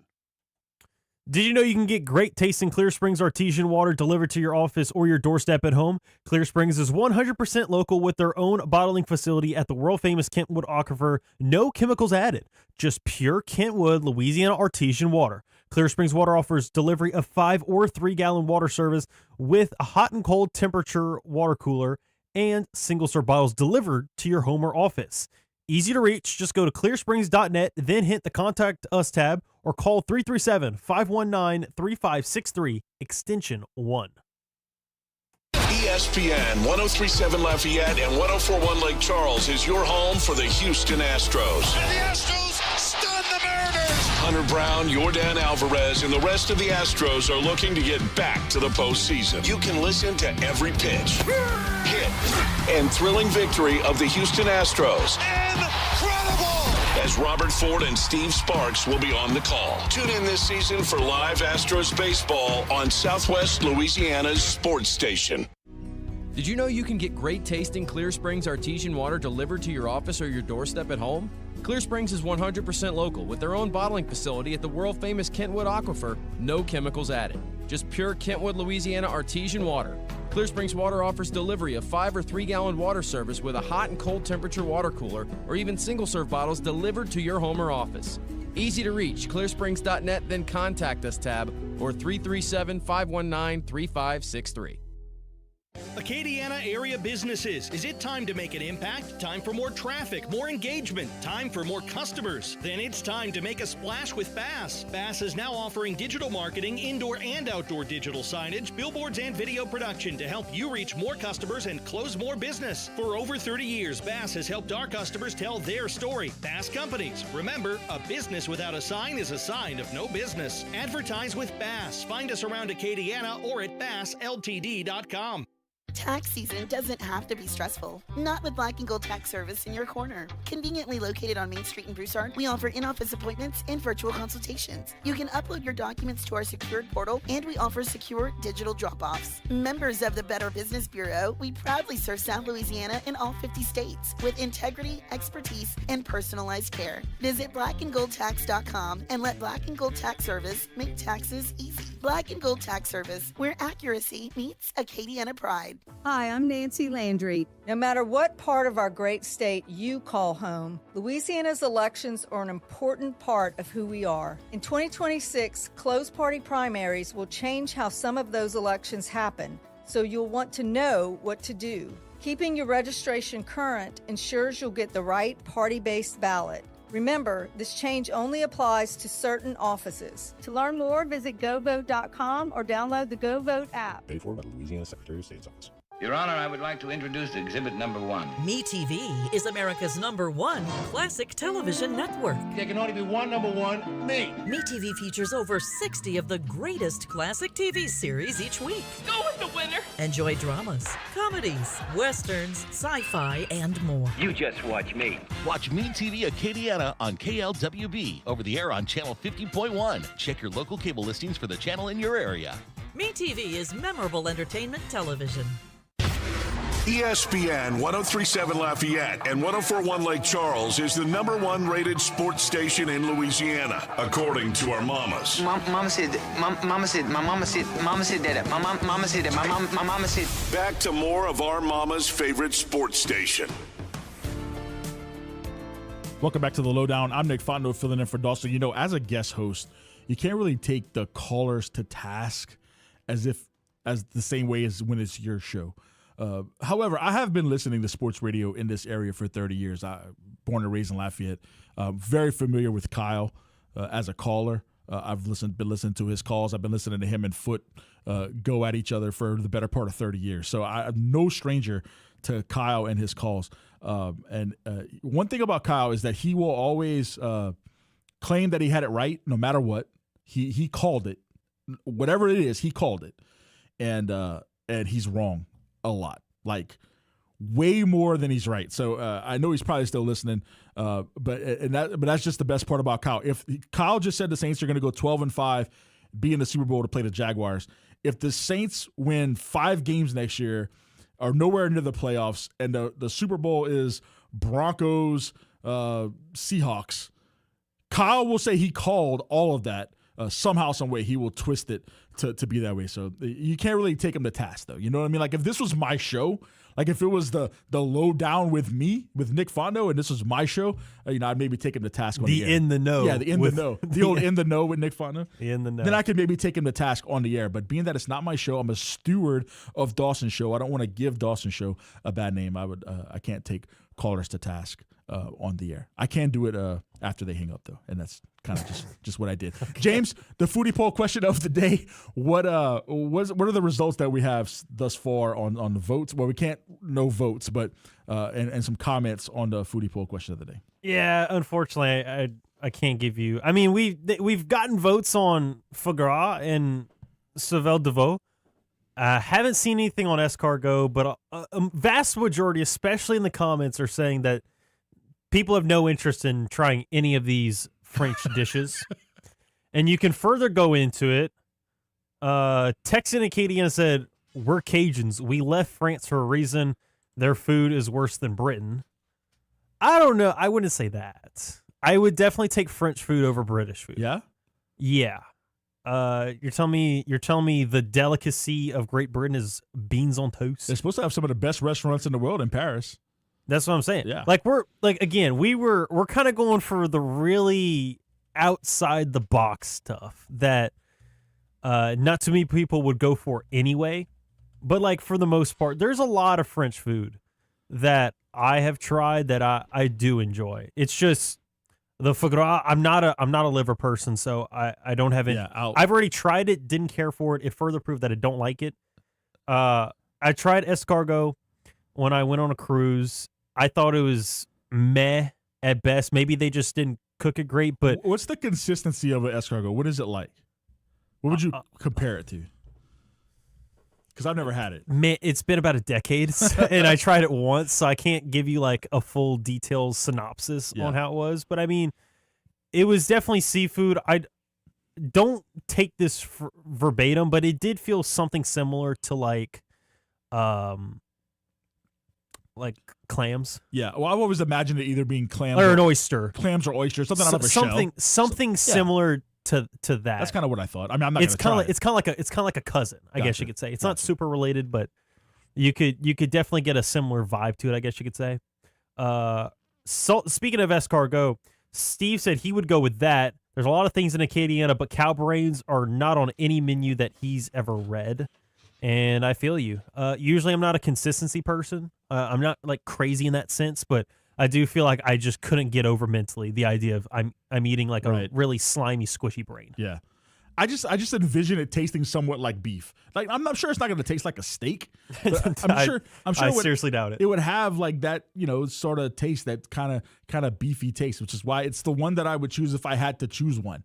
I don't want to choose one. I'm not going to. I'm not going to eat any of these. Okay. But if I had to, I would have preferred more of a French prefix food, like French toast or French bread. That would have been nice. Or like a French vanilla smoothie or latte or something like that. That would have been a more of a palatable foodie poll question of the day. But this stuff, this poll question, this is just I can't get behind it. That's the foodie poll question of the day. If you want to go on X, you can leave a comment. You can leave a comment on Facebook. If you leave a funny one, we'll read it. And if you don't leave a funny one, then it will go the way of Old Yeller. Nobody will ever know that you left it. But so be funny and we'll read it. That's going to do it for the first hour of the Lowdown. We have did I mistime it?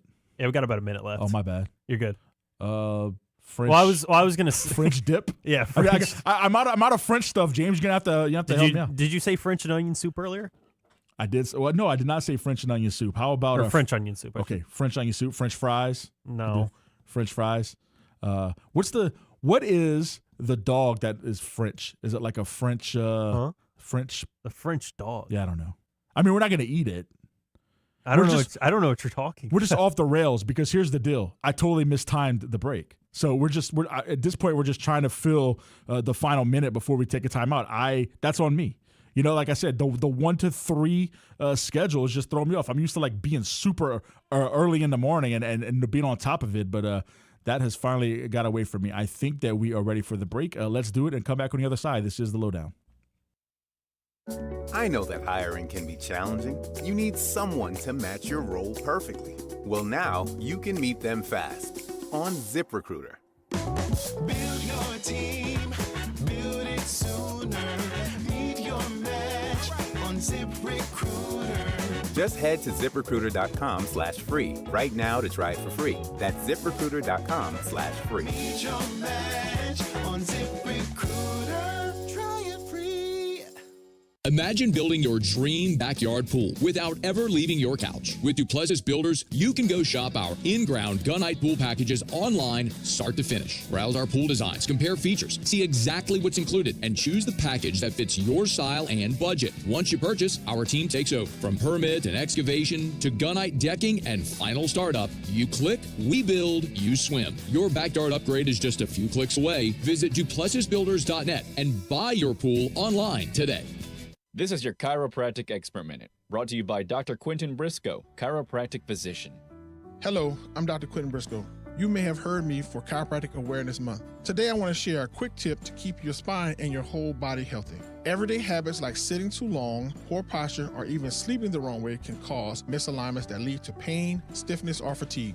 Chiropractic care doesn't just treat pain, it helps your body function at its best naturally. A chiropractic adjustment can improve mobility, reduce tension, and even boost overall wellness. Combine that with proper stretching, posture awareness, and a healthy lifestyle, and you're giving your body the support it needs to thrive. We are in network with the VA Community Care Network, Blue Cross Blue Shield, and Aetna. To schedule an appointment with Briscoe Chiropractic, visit drqmb.com or call 337-534-0091. That's drqmb.com or 337-534-0091. Because your spine deserves expert care. Live from Upper Lafayette, this is ESPN 1037 KLWB Carencro Lafayette, KLCJ-FM Oak Grove Lake Charles 1041, a Delta Media station. I'm Ed Benkin. We start with the NBA. 2 critical Game 6s this evening, both on ESPN Radio. Game 1 will be the Pistons at the Cavaliers. Cleveland at home looking to close out that series up 3-2. Also, the Spurs and the Timberwolves. San Antonio leads that series 3-2, trying to advance to move on to the Western Conference Finals. As far as Minnesota, it comes down to defending San Antonio's big man, and ESPN's Jay Williams says that's the key to victory. As Wemby goes, so go the Spurs. Right. So when you look at game, 2 in the first round matchup against Portland, right? Concussion protocol, he was out. Our coverage on ESPN Radio begins at 6:30 Eastern. The PGA Championship continues. They are finishing up round 2. Several golfers near the top of the lead, including Alex Smalley, who is just 1 back.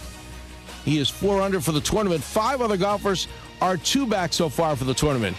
It's a busy weekend of baseball, which includes several Subway Series clashes or other local city rivalries. Yankees and Mets tonight. Also the Cubs and the White Sox. Battle of Texas Rangers, Astros. Battle of Missouri Royals and Cardinals.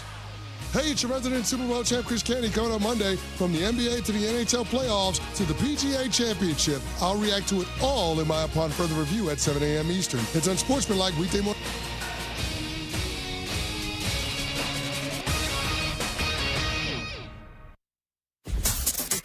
Dawson Iserloh prides himself on taking a deep dive to uncover all the relevant data about the sports and sports teams he loves. And now he's sharing all those facts inside his big brain with all of you. Here is the Lowdown with D-Lo on ESPN 1037 Lafayette and 1041 Lake Charles, Southwest Louisiana's sports station.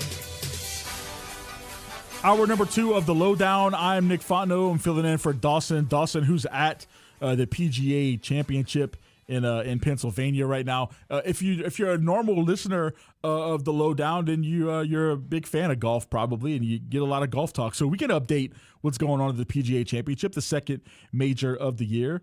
there is definitely a list of golfers that I have never heard of that are at the top of the leaderboard. Aldrich Poitgeiter is the leader right now at 500. James, ever heard of that guy? I believe it's Pockheater. Okay, see, I don't even know how to say his name. I don't do the golf. I'll watch the Masters. Trust me, we make jokes on this station as well that I'm not a baseball guy. I'm not a golf guy. Yeah, I love it when I try, but like trying to get super informative takes, it's like. I love it when I tune into the lowdown and Dawson's talking about like the WGC Cadillac Championship in Sheboygan, Wisconsin. I'm just like, you lost me. I don't even know what's going on. I do know the first name that I see that I recognize, Hideki Matsuyama. I recognize him. Yeah, Hideki, yeah. He's 3 under. Jason Day, who's been up and down the last few years. I think he was the number 1 player in the world for a little while. Kind of took a step back. He's at 3 under. There's a whole bunch of people at 3 under. Scotty, who everybody's watching, is at 2 under. Cam Young, who's been really good, especially with the putter over the last few months. He's at 2 under too. So lots of golfers in striking distance as we head to the weekend at the PGA Championship. James, we spent the entire first hour talking about Saints schedule, and I was thinking about challenging myself to get 2 hours of sports talk out of the Saints schedule, like just trying to stretch out the conversation that we could have about Saints schedule. I think that would be really impressive if we could really talk 2 consecutive hours about a schedule release. I think that's where we are in sports, where the schedule release warrants 2 hours of sports talk. However, I felt that might be a little challenging. And also a little boring. We're going to change it up a bit. So we'll talk about the NBA, which, James, I know that's your wheelhouse. You're a big NBA fan. I watch the NBA as well. My biggest thing with the NBA, my biggest commentary to offer about the NBA is that I think that the league has been broken. I think for the next 6 years, 8 years, something like that, I think that we're going to go back and forth between Oklahoma City and San Antonio. I would expect both of those teams to be in the Western Conference Finals this year. One of them obviously going to come out to play the winner of the East, but I can't see how anybody really competes with those teams unless they get drastically better or some of those players leave those situations. If you look at the way the Thunder are built, they have 3 superstars that are under the age of, I think the oldest one's like 25 between Chet and Shea and J-Dub. They're both, all those guys are super young and they're building around those guys. And they already have a championship under their belts. They look to be unstoppable this year. They have great, not good, great role players. Great players like Caruso and Hartenstein. Those guys come off the bench. Those guys fill in those roles and they play them to perfection. They're not looking to be superstars. I think that's very important for a championship team. They already have the championship under their belt. We'll see if the Spurs end up taking care of business tonight against the Timberwolves. They're up 3-2 in the series. One more win would get it done. But I just don't see how any team really adds pieces. I know it's a loaded draft coming up this year. Maybe it's one of those teams that's in the mix, maybe adds one of those players and brings themselves in the mix. But to me, it's a 2-team race for the next minimum of 5 years. What's your take on that? Yeah, I think that OKC and San Antonio are the teams to beat in the West for the years to come, because Denver at this point, as good as Jokic is and as good Jamal Murray is, I feel like there's going to be some big-time changes there. And also, they haven't been quite the same since they won that championship a couple years ago. They also had moved on from their head coach. Like, you could just tell that the direction of that organization is slightly trending more and more down as the years have gone along, especially after being a first-round exit. Like, if they would have moved on to the second round, you could still kind of have that conversation of, well, they're still in the mix. It's like they keep going to the second round, but the fact that they got eliminated in the first round and had to have a tough matchup against Minnesota as they usually do, they just look like they're a team that's going down if we're doing like the Monday movers like Dawson does. Denver is going down, but other teams are slightly going up. I would believe that the Wolves, especially with how good and talented Ant is, he would help propel them to be one of the four better teams in the West. For sure. But like, just quickly looking at the other teams, can't really rely on Portland. Definitely can't rely on Utah. Golden State's just that team that's feels like it's kind of just doomed in the meantime for if it just narrowly escapes the play-in as like a 5 or 6 seed, Sure, but majority of the time it feels like they would be in the play-in tournament to decide if they'll be the 7th or 8th. Clippers, you can't rely on them because they're the Clippers. They're basically a cursed franchise and the little brother to the Lakers. And speaking of the Lakers, I do find it very interesting to see what happens with the future of not only LeBron, but the direction of the organization. They would definitely move more towards Luka, but how do they do so? That's a big question mark for me, and I think they could keep themselves in the mix, but I definitely wouldn't put them top 1 or 2, since that's OKC and San Antonio. The Suns, they've fallen into mediocrity. Kings have been there. They're basically in the same realm as the Jazz. I'm curious to see what happens with the Mavericks over the next couple of years, especially after they moved on from Nico Harrison as the GM. They're very interesting to watch. Especially after you got such a young, talented player in Cooper Flagg. So they're a team to definitely look out for. But the Rockets, I just don't have a whole lot of faith in them. I definitely think they'll usually escape the play-in. Yeah. They'll be within 3 to 6 for the next handful of years, even once Kevin Durant moves on. But they're not a team that I take super seriously either. The Grizzlies, we'll see how they move on and progress over these next couple of years, because the future of what happens with their star players and John Morant still got some question marks with them. And then with the Pelicans, it's the Pelicans. I don't have faith that they will be a real contender. We'll get to the Pelicans a little later. I have a few takes on what's going on there. Obviously, I'm a big Pelicans fan.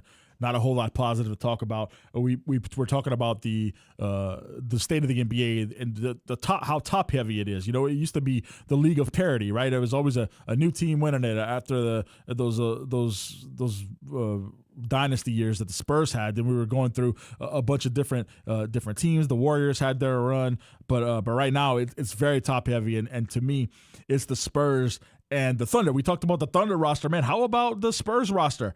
It's really good. I mean, they have the best player to ever play. I mean, he is just unbelievable in Wembanyama. I still think Jokic is a better player, but again, just the style that Wembanyama has is just something that we've never seen. With his size, being able to do the things that he does, and then how lucky did they get with Stephon Castle, who won the Rookie of the Year and has just become a really big number 2, bumping De'Aaron Fox to the number 3 spot if you have some sort of big 3, and then also drafting Dylan Harper. Like they've hit all of their draft picks. That's how they were able to get here. Obviously, the team has been very fortunate with their number 1 overall picks. They had David Robinson, and they went directly to Tim Duncan. Then they went from Duncan, and then they went, they had the Kawhi year, and then they went directly to Wembanyama. Like, they've had the number 1 overall pick and picked franchise transformational players with that number 1 pick. And some people aren't as lucky. If you look over a little bit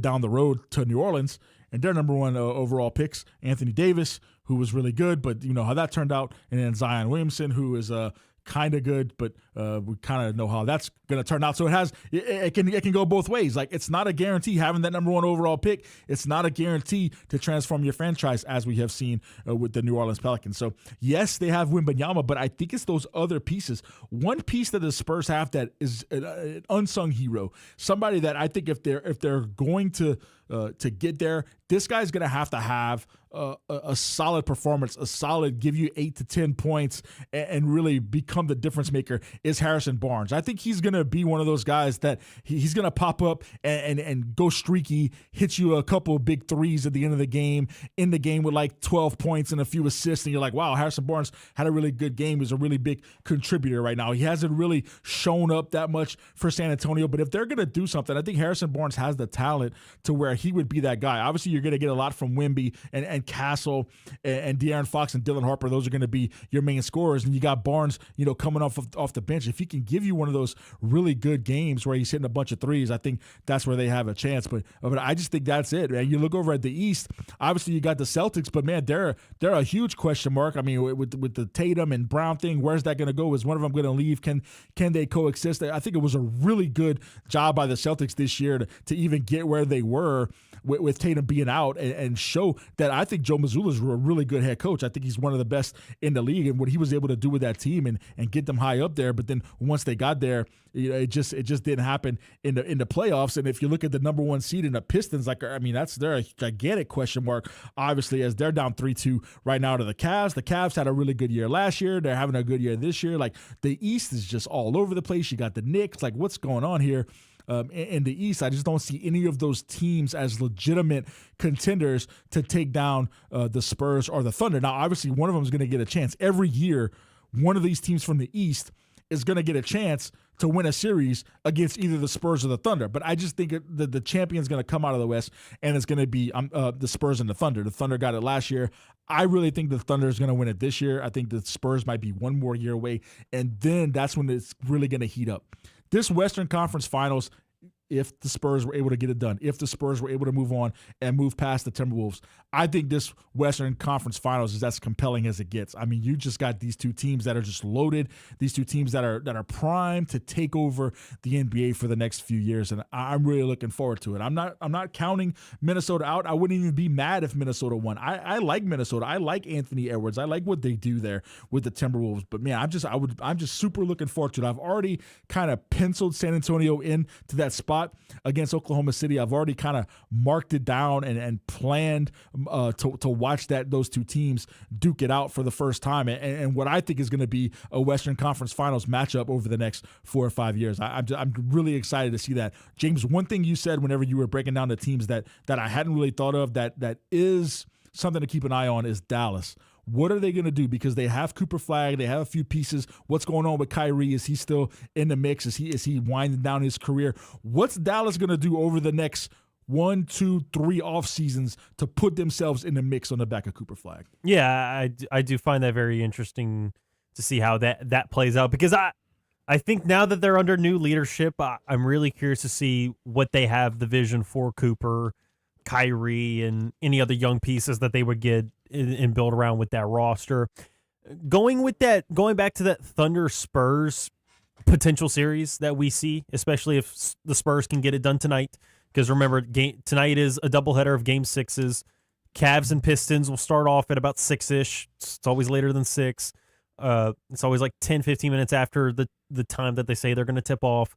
And then afterwards, it's going to be Wolves and Spurs. But if we do get as we should get Spurs Thunder, this feels like this is going to be an epic 7-game series. Yes. I mean, if you go back to what had happened in the regular season, San Antonio and OKC played each other 5 times. You want to know who won the majority of them? I do. San Antonio. It was 4-1 in favor of the Spurs. Yeah. So even though the Thunder were the better team, and also I believe, if I'm not mistaken, San Antonio caught OKC lacking because of injuries and a lull in the season at some of those points. But overall, San Antonio matches up pretty well. And also, if you've ever seen Victor Wembanyama play against Chet Holmgren, he always has a personal vendetta against him and makes sure that he utterly embarrasses him and dominates that matchup. Yeah. So I definitely think that's something to make sure to still look out for if and when we see this series come up next week between the Spurs and the Thunder. It's definitely exciting. The NBA is really exciting right now, and I know a lot of people don't like it when it's top heavy. A lot of people don't like dynasties. A lot of people don't like, when the same team wins back to back and all that stuff. I love it. I love when it's top heavy. I love when you know the outcome before it's going to happen, or when I remember whenever the Suns added Kevin Durant a few years ago, and everybody was like, well, end of season, pencil them in, and they didn't even get close to the final. So you never know, no matter what, you never know what's going to happen. But I like it. I like it when you can look at the teams, look at the landscape of the league and be like, all right, I know when we get to the end of the season, no matter what happens in the regular season, when we get to the end of the playoffs, the Thunder and the Spurs are going to be there. And while I'm not a fan of either team, I'm a fan of good basketball. I'm a fan of fun, heated rivalry like that. And I think if you get 2 or 3 seasons where that's the Western Conference Finals, and like you said, those teams, the Spurs won the regular season matchup. The Spurs match up well with the Thunder. They'll have a lot for the Thunder. I think what the Thunder went through last year and got that experience of winning a championship, that's going to carry over. The Spurs are right there, maybe not quite ready, maybe one more year before really being ready to take over the throne of the Thunder. But I'm just really looking forward to that season. If the Timberwolves ruin this for me, I'll be very upset. I like the Timberwolves. I like Anthony Edwards. I think it's still going to be a good series, but I just really want to get that Spurs Thunder thing rolling. I want to get it started this year. So hopefully they take care of business tonight and we can start looking forward to that Western Conference Finals. Let's take our first time out of the second hour of the Lowdown. When we come back, we mentioned a little bit about the Pelicans. We talked about them. We're talking NBA. Let's transition into the Pelicans and what's going on with that coaching search. Who wants the job? Is anybody going to take it? Is it really going to be Darvin Ham? Please don't let it be Darvin Ham. Like literally anybody but Darvin Ham, it's going to be Darvin Ham. It's probably going to be Darvin Ham. We'll talk about that on the other side of the timeout. This is the Lowdown. This is the Lowdown with D-Lo. Live on ESPN 103.7 Lafayette and 104.1 Lake Charles, Southwest Louisiana's sports station. From Tiger Stadium to the Texas state line, ESPN 103.7 Lafayette and 104.1 Lake Charles is your home for live and local sports talk in Southwest Louisiana. We're your official home for the LSU Tigers and Houston Astros. ESPN 103.7 Lafayette and 104.1 Lake Charles also tackles the latest involving the Louisiana Raging Cajuns, McNeese Cowboys, and New Orleans Saints. So keep it locked right here. ESPN 103.7 Lafayette and 104.1 Lake Charles, Southwest Louisiana's sports station. Attention first responders, police officers, firefighters, military and former military personnel. If you have an acre or more of grass to cut, Skag Zero-Turn Mowers would like to thank you by offering you a special discount with their Simply the Brave First Responders program. Save big money on the industry's top-rated zero-turn mower at Nolan's Lawnmower in Carencro. Nolan's can offer well-qualified buyers 0% financing for 48 months. Come by Nolan's Lawnmower at 3547 Northwest Evangeline Thruway and check out the full line of Skag Zero-Turn Lawnmowers. Hi, I'm Nancy Landry. No matter what part of our great state you call home, Louisiana's elections are an important part of who we are. In 2026, closed party primaries will change how some of those elections happen, so you'll want to know what to do. Keeping your registration current ensures you'll get the right party-based ballot. Remember, this change only applies to certain offices. To learn more, visit govote.com or download the GoVote app. Paid for by the Louisiana Secretary of State's office.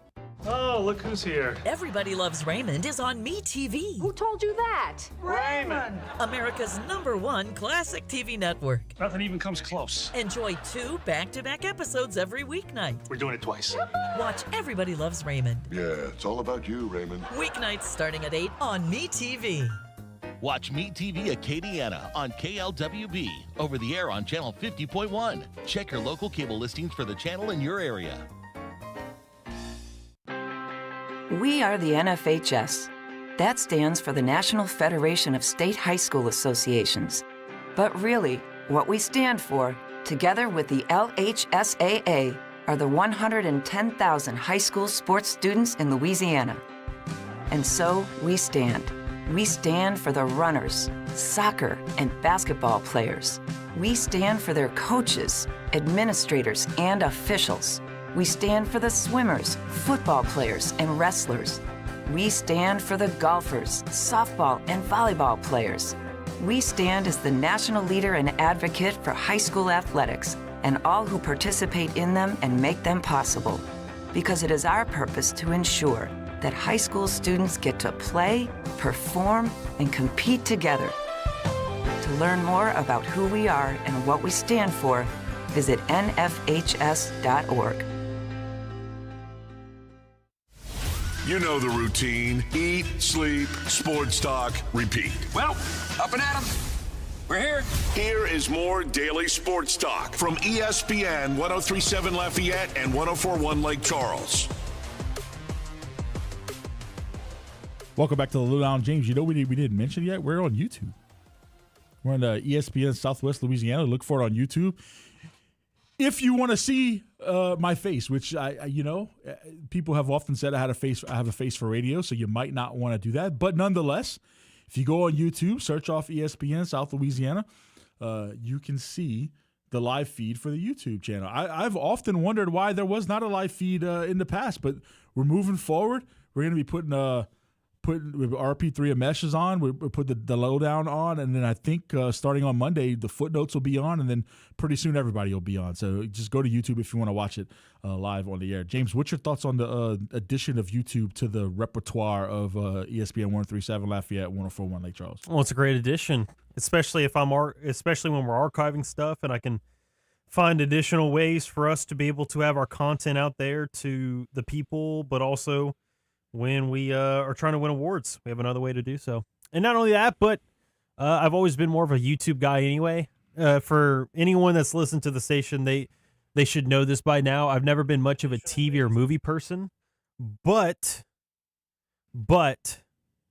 watching YouTube is my go-to so often. So like us being on YouTube and people being able to watch it from there, it's so much easier accessibly, because if you aren't listening on our mobile app, which you should also, it's another way to do so. But if you want to see us, seeing the visual, not just hearing the audio, definitely you got it on YouTube. You don't have to tune into your TV. You can just watch it YouTube on your phone. Very exciting times here at ESPN Southwest Louisiana. So if you want to check us out, you can go on YouTube and do that now. Let's talk about the Pelicans and their tumultuous season, tumultuous search for head coach, and who are some of the candidates that we've heard thrown about. Now, I don't know if you saw, I think it might have been yesterday or the day before, the Pelicans put out some kind of tweet or something that had an image of some people in the way they were shaped. Like if you ever watch those marching band competitions, and the marching bands will kind of make a shape. It looks like the, at Ohio State does the Ohio, and they dot the I. This was the group of players or a group of people on the field, and they made the shape of a 9, and the Pelicans tweeted that out. So most people were thinking, oh, it's a 9. Is that a clue? Because Rajon Rondo wore number 9. He's also a former Pelican who wore 9 while he was in New Orleans. Is it Rajon Rondo? I think Rajon Rondo is a very intriguing candidate. I'm not against it. Let me tell you who I am against. There's one guy who I'm 100% against, and I can't even believe that he's a serious candidate, and that is James Borrego. He did nothing in this past season to make himself a candidate. And I know that Joe Dumars was probably just saying what he had to say and saving face by saying that he was a legitimate candidate. But that's embarrassing that you weren't able to just make the call and not allow him to be a candidate. And not only is he a candidate, he is a serious candidate. And not only is he a serious candidate, he's the number 1 candidate on Sports Illustrated for the list of candidates that I just looked up like 2 minutes ago before this segment to get like a list of candidates. He's the number 1. He is who Sports Illustrated predicts will be the permanent head coach of the Pelicans. And let me just tell you, as someone who watched Pelicans games this year, the majority of them, tuning in to a 10-win team, a 14-win team, a team that had no chance to go anywhere, and just sitting through the games and watching every single performance that the team had, James Borrego is not deserving of an opportunity to be a head coach. There were some games where if he would have had a clue as to putting out the right lineup, the Pelicans would have been in a much better opportunity to win some of these games. And yet he sat there and just had no idea what he was doing. He seemed like a deer in the headlights. I think that he is a decent to good assistant coach. I think if he gets on a bench, he can work some magic. But as the head coach, as the guy making the decisions, as the one that you want pulling the strings for your team, I just didn't see anything that suggests that he would be the guy that I want to move forward with this team, especially when your roster has so many question marks in it. What's going on with Zion? Are they going to move on from him? Are they building around him? Dumars seems to be very committed to him. It's fine. It's almost at the point where you just want to wash your hands with it. You just want to be done with what Zion brings to the table. He's the best player that we've ever had. He's really good. They could potentially win a championship with him, but it just, for whatever reason, doesn't click with the way the roster is constructed. It doesn't click for what the Pelicans are trying to do. And while it makes no sense to get rid of arguably the best player on the team and arguably the best player that you've ever had, at this point you just kind of move forward. Because guess what? Last year we were the worst team in the NBA and they had Zion Williamson on the roster. Zion played more games last year than he played in any season prior to that, and they couldn't figure out a way to win games. It's just not working. And I think Zion Williamson is going to go to a different team and he's going to be phenomenal. He's going to go be the number 2 or number 3 option on somebody's team, and they're going to win a zillion championships because that's how good Zion Williamson is. But for whatever reason, it just doesn't work in New Orleans. It's okay to admit that it just doesn't work, and they just don't have the pieces right now to make that work. There were some good things that happened last year with the development of Jeremiah Fears and the development of Derek Queen. Those guys can maybe be the building blocks to move forward. Of course, Trey Murphy, Herb Jones, what's going to happen with him? Is he going to be one of those guys that kind of gets let go? DeJounte Murray seemed to be unhappy at times. Then he came back and seemed to be happy at times. A roller coaster situation, kind of a juggling act between what's going on with that team. If you just run it back, which is essentially what they would do, run it back, hire James Borrego to a 3-year contract and run back what you got last year, what in the world would suggest you would have any different outcome than what happened last year? That is why James Borrego doesn't even need to be considered, and the fact that he's at the top of this list really, really burns me up. The number 2 guy on the list is Darvin Ham, Darvin Ham is number 2, which, again, Darvin Ham has had a couple of chances in the NBA. All of them have been miserable chances. He's just shown no propensity to be the head coach that you want to have. And it just bugs me that when I'm looking at a list of candidates for this job, that those are the top 2 guys. And I honestly think we're going to end up with Darvin Ham. I think that's going to be the guy they end up selling it on. Steve Hetzel is another guy they're looking at. I already mentioned Rondo. Kevin Ollie has that outside chance. I would like Ollie. I think that would be a good breath of fresh air, but I do think it's going to end up being Darvin Ham, and that's just not going to create that excitement that I want around the team as we move forward into next year. So James, maybe you have a little bit different of an outlook or a different perspective on the head coaching position for the Pelicans, but where do you kind of see them going in the direction with the head coach for next season?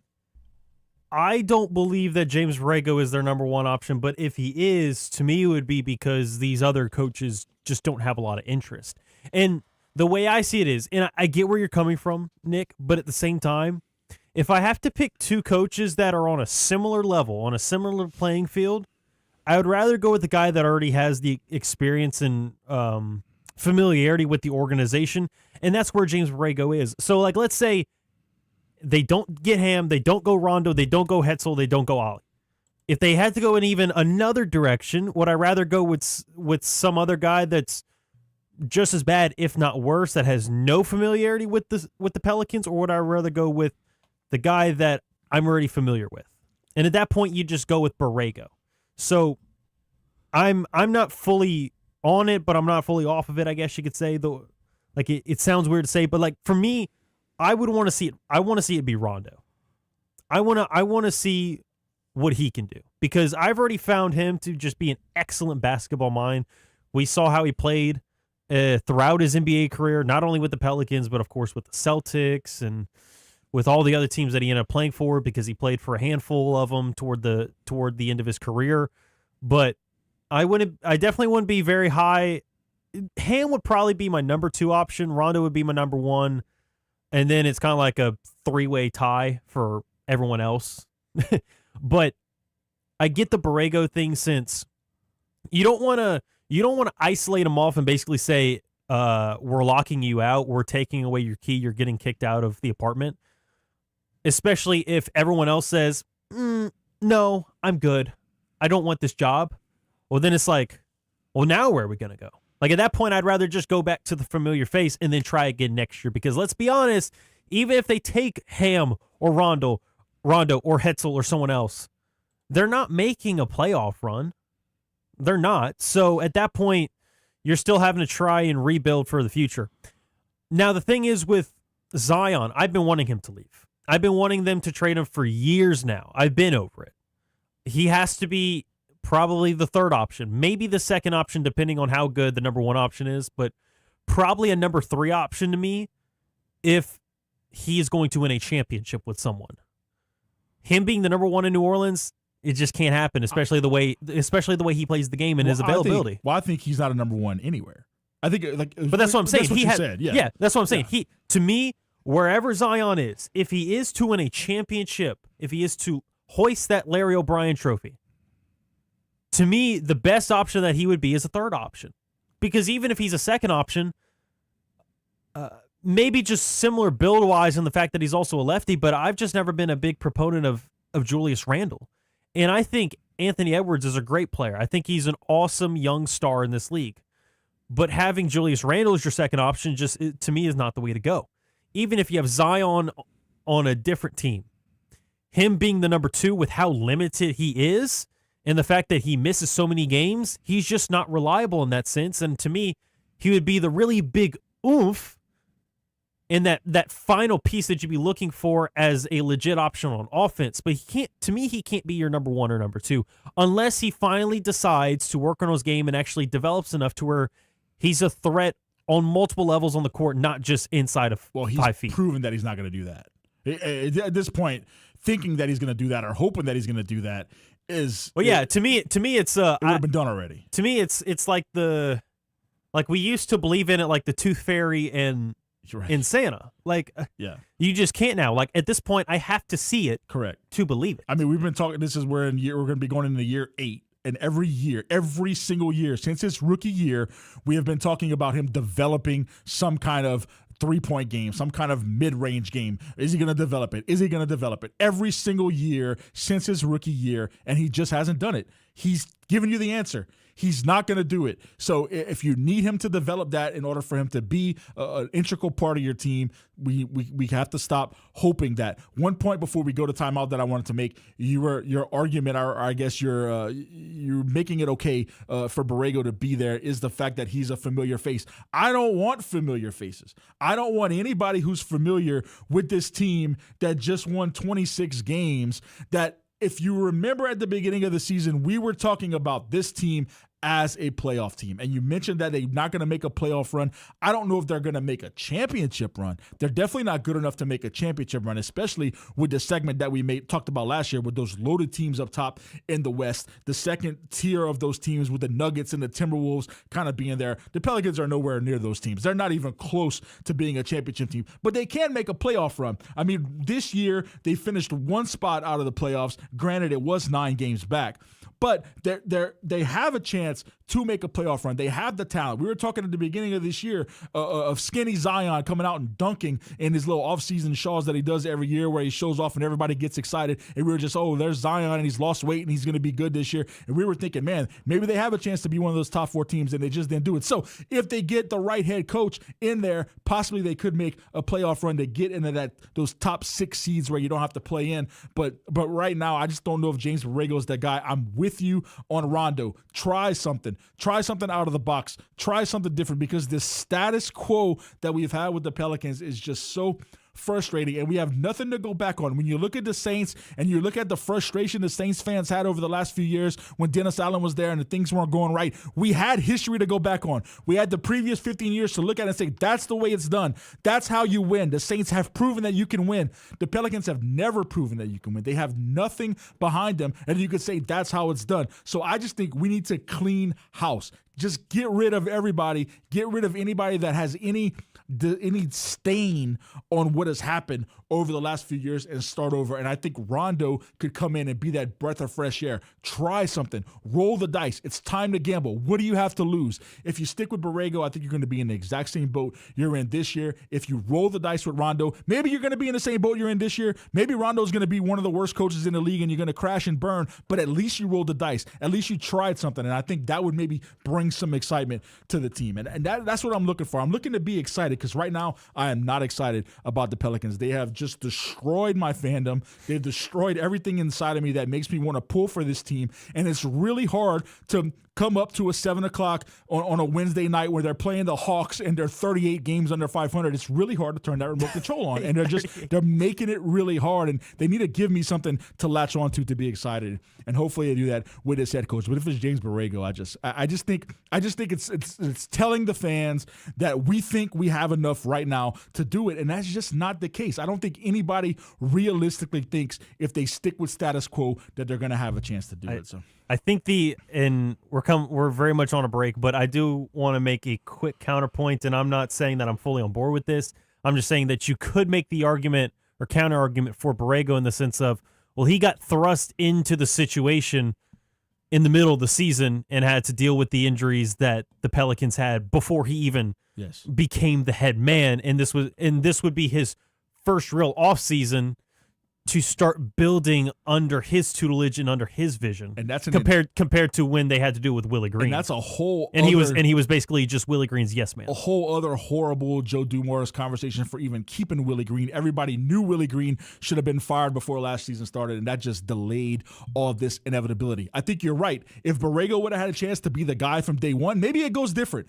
But the fact that he was thrust into it just kind of set him up for failure, and I just don't think that they've done anything that makes me have any confidence that Borrego is the guy. We'll see. Obviously, we'll see what happens. I don't think they're going to roll the dice. I think they're probably going to go status quo, and they're either going to go with Borrego or a guy with experience like Ham, and that's another testament as to the fact that nobody wants this job, and we're deciding between James Borrego and Darvin Ham. That's the state of the New Orleans Pelicans, and it's really frustrating. For a true Pelicans fan like myself, who loves the team, who dies with them, it's really frustrating to be a part of it and watch it happen right in front of you. Let's take a time out because I'm exhausted. That segment has just exhausted me. The Pelicans, as they did all season, have exhausted me once again. Just talking about them is just a very frustrating process. We'll come back on the other side. We haven't talked about any diamond sports. We'll hit on LSU and the abysmal baseball season they've had. We'll also talk about the Cajuns, who had a big win last night. Can they catapult themselves into a regional conversation? Another game against Coastal Carolina tonight. We'll get into that on the other side of the timeout. This is The Lowdown.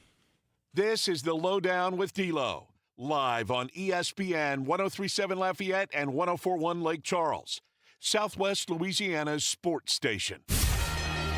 This game isn't fun. This game is a war. It's time for the 2-minute drill. Hurry it up, hurry it up, hurry it up. Powered by B1 Bank. Visit b1bank.com to find a location near you. Come on, let's go, you guys. Get in here, we got to go fast now. LSU baseball lost 11-8 last night to the Florida Gators. The loss drops LSU to 29-25 on the year with a conference record of 9-19, a new school record for most conference losses in a single season. The Tigers and the Gators will go again today at 6:30 p.m., and you can listen to it right here on ESPN 103.7 Lafayette and 104.1 Lake Charles. The Louisiana Raging Cajuns picked up a huge 7-2 win over number 20 Coastal Carolina last night in Lafayette. Cody Brash had a stellar outing, going 6 innings, only allowing 1 hit and striking out 7. Game 2 of the series will be tonight at 6 p.m. at the Teague. The McNeese Cowboys opened up their Southland Conference tournament with an 11-3 win over Nichols yesterday afternoon. Now McNeese will move it to the winner's bracket to face the number 1 seed Southeastern at 6 p.m. this afternoon at Pat Kinley Diamond. And the Houston Astros dropped yesterday's game 8-3 to the Seattle Mariners to drop their 3rd straight series. Next up for Houston, they'll stay at home to face the Texas Rangers tonight. The first pitch is at 7:10 p.m., and you can listen to it on our sister station, News Talk 98.5 FM and 1520 AM. And switching to softball, the regional rounds of the NCAA tournament kick off today, and the LSU Tigers will face the Akron Zips in their first game of the Baton Rouge Regional. First pitch is at 5:30 this afternoon in Tiger Park. Then in the Lone Star State, the McNeese Cowgirls will kick off the College Station Regional against the Big 12 champion Arizona State. First pitch is at 3:30 p.m. from Davis Diamond. I'm Blake Persher, and you're listening to ESPN 103.7 Lafayette and 104.1 Lake Charles. Your home for the LSU Tigers and the Houston Astros. The 2-minute drill has been powered by B1 Bank. Visit b1bank.com to find a location near you. ESPN 1037 Lafayette and 1041 Lake Charles is the proud winner of 4 2026 LAB Prestige Awards, including Best Use of Digital Media, Foot's Friday Fury, Best Live On-Site Remote for our Super Bowl Radio Row coverage, Best Promotion for our No Shave November initiative, and Radio Young Professional of the Year for Dawson Iserloh. We're proud of being Southwest Louisiana's sports station and are humbled to be recognized by the Louisiana Association of Broadcasters. This is Law Enforcement Week, and we are proud to salute those who protect and serve our communities every day. Powered by Service Chevrolet Cadillac and Delta Media Corp., we will be out delivering cookie trays and sweet treats to local law enforcement agencies as a small thank you for a big job well done. This includes our wildlife and fisheries officers, jailers and corrections officers, probation officers, and all who serve in the law enforcement arena. To every one of you, thank you for your service, your sacrifice, and your commitment. We salute you this week and every week. Did you know you can get great tasting Clear Springs artesian water delivered to your office or your doorstep at home? Clear Springs is 100% local with their own bottling facility at the world-famous Kentwood Aquifer, no chemicals added. Just pure Kentwood, Louisiana artesian water. Clear Springs Water offers delivery of 5 or 3-gallon water service with a hot and cold temperature water cooler or even single-serve bottles delivered to your home or office. Easy to reach, clearsprings.net, then contact us tab or 337-519-3563. Hi, I'm Nancy Landry. No matter what part of our great state you call home, Louisiana's elections are an important part of who we are. In 2026, closed party primaries will change how some of those elections happen, so you'll want to know what to do. Keeping your registration current ensures you'll get the right party-based ballot. Remember, this change only applies to certain offices. To learn more, visit govote.com or download the GoVote app. Paid for by the Louisiana Secretary of State's office. Every weeknight, MeTV has your laugh therapy. To chase away the blues or the olive drabs. With 2 hours of MASH at 5. This guy's ankle has tickled my funny bone. Followed by the Andy Griffith Show at 7. Doggone it, Otis. You're supposed to be hugging me when I'm arresting you. But he likes you, Bart. Weeknights on MeTV. Watch Meet TV Acadiana on KLWB, over the air on Channel 50.1. Check your local cable listings for the channel in your area. I've been driving trucks for a long time. Safety is my #1 priority. I know that my truck has huge blind spots. That's why I remember to check my mirrors often for smaller vehicles. Everyone can help keep our roads safe. Next time you're behind the wheel, try to avoid lingering in those blind spots. It can be dangerous. Let's all plan to share the road safely. Learn how at www.sharetheroadsafely.gov.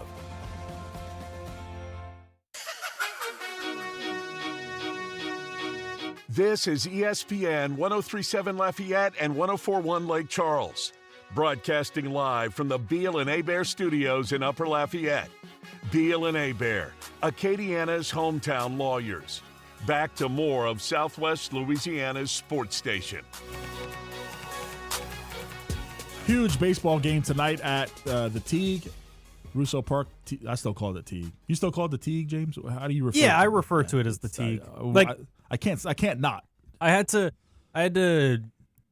drop off the media pass to Ray last night because I had forgot to give it to him before I left. And he's like, yeah, meet me at Russo Park. And I don't know why, but I went to Lamson. Yeah. And I was like, wait, no, that's the wrong park. So I had to drive around and get to Russo. But that's just because I always refer to it. I always refer to it as Lamson and the Teague, not Russo. It's funny. Russo Park. It's funny you say that because whenever I was about to refer to it as Russo Park, my brain automatically went to Lamson. So I was going to say Lamson Park, the Teague, but it's just the Teague. It's always going to be the Teague. Nonetheless, huge game tonight against Coastal Carolina. The Cajuns got a big win last night against Coastal Carolina, and Coastal being one of those teams that's around where the Cajuns are in the RPI. They're around where the Cajuns are trying to get an out-large regional bid. Of course, the Sun Belt Conference Tournament coming up next week could do a lot of help for either of these teams. But the Cajuns got the win last night against the Chanticleers. They play them again, obviously, tonight and then tomorrow at 2 o'clock, a 3-game set. If they can win this series, I just think that would be really big for their chances to sneak in to that regional at-large bid. Last night's game was fantastic. Great pitching, great hitting from the Cajuns. Did everything right and had a really dominant performance. Really was never Coastal was never really in that game, and the Cajuns controlled it all the way. So we'll see what happens tonight with their chances to win the series. If they can just win that game tonight, that will secure the series, and then Saturday becomes lagniappe, right? Where you obviously you want to win that game on Saturday. Sweeping Coastal would really do wonders for their chances to get a regional, but a big game tonight. If you're looking for something to do, go out to the Teague and watch that Cajuns game, because it has postseason ramifications. If the Cajuns were able to win, I think it would be really big for their postseason chances. So lots going on in baseball. Over at the LSU side, what a miserable season it's been for the Tigers to go from winning a national championship last year to more than likely not even making a regional. And, last weekend started out so great, where the Tigers got off to a big lead in that first game against Georgia. I think it was 6-0. I think that was the lead. I think they were also at one point up like 8-2. Yeah, it was 6. It was 6-2, 6-0, 8-2. You get to like the final 3 or 4 innings, and all of a sudden it just falls apart like it usually does. I was really thinking like, okay, they're gonna do this, like, because they had to win. In my opinion, they had to go 4-2 over those last 6 games in the regular season. The 3-game set against Georgia last weekend, the 3-game set against Florida this weekend. I was thinking 4-2 would maybe keep them in that conversation for a regional, and then they go up 6-0 in that game 1, and I was like, all right, they get it, they got it, right? They got the message, they turn it on, they're going to win this first game, they're going to win this series, go into Florida, win that series, and be fine. And instead, they lost that game to Georgia 11-8. They got swept in the series last weekend. Last night, game 1 against Florida, get beat there. It's 4 consecutive losses right there in the SEC after sweeping a really bad South Carolina the weekend before. But that everybody knew that was going to happen. The LSU did what they're supposed to do against South Carolina, and that almost those wins account for a lot less than a lot of these wins. Even one win against Georgia would have been great, and you had them on the ropes in that game 1, and it's just been really bad. It's been a really miserable season. Nothing has really gone right, and I know that Coach Jay Johnson had come out in the media and say that this is not going to happen, kind of threw his players under the bus and whatever it's going to be. And I have no doubt that he's going to turn it around and have them back in contention. But to be as bad as they've been, to just not be able to put it together to at least make a regional. We're not even talking about hosting. In most years, you're talking about LSU hosting a super regional, trying to get a top 8 seed. That's the conversations that we're having at this point in the year. Or we know they're going to host. Are they going to be a top 8 seed? Are they going to be able to host a regional? Are they making that run to Omaha? Now we're talking about, man, they really need to win these last 2 games against Florida, and then also win 2 or 3 games in Hoover, maybe even win the tournament, the SEC tournament, to have a chance to play in a regional. That's just not where LSU is, especially coming off a national championship year. There were some years in the early 2000s where they might have had a down couple of seasons where they were sneaking into some regionals, maybe missing a regional here and there. That's not what this is. This is a powerhouse. This is a team that has won 2 of the last 3 national championships and started the season hot, was looking pretty good, and everything kind of went off the tracks, and now nothing really going right. Really no hope for getting in a regional or anything that's going right for this season. So basically just want to turn the page on what's happened in 2026 and get to 2027. Now, sorry, here's one thing that we're not that people aren't talking about, or maybe they are. I haven't heard anybody talk about it, but maybe they're not talking about it. LSU has won 2023. They won a national championship with Paul Skeens, and then last year they had Kate Anderson, Anthony Ianson won a national championship. So 23, 25, getting to 27. If you remember those Giants teams, remember those San Francisco Giants teams in the early 2000s that were winning every other year, right? Every other season they were winning the World Series. Is that what LSU is doing? Like the Giants won one and then didn't win, and then won one and then didn't win. They did that for 3 times. Next year's 27. Maybe they can kind of do what the Giants are going to do. Obviously, Jay Johnson's going to retool the roster, bring in a bunch of players, and get the team back on track. So don't hold out. Don't give up hope just yet on the 2027 season. I think the 2027 season is going to be good for all of our teams. I think the Saints are going to be where we want them to be in 2027 as they make that run towards the Super Bowl. I think 2026 is going to be a better year. They're going to win a few more games. I have them going around 8-9, 9-8. That's kind of where I have them finishing the season and really catapulting themselves into the conversation for 2027. And then LSU, I think 2027 they'll be back and in that national championship picture. Tonight, the Cajuns playing Coastal Carolina, huge game for their chances to win a regional. If they win that game, that will secure the series and really put the committee on notice to get them into a regional. If they have a good showing in the Sun Belt Conference, I think that they'll be a shoe-in for an at-large bid. We'll take our final time out of the show.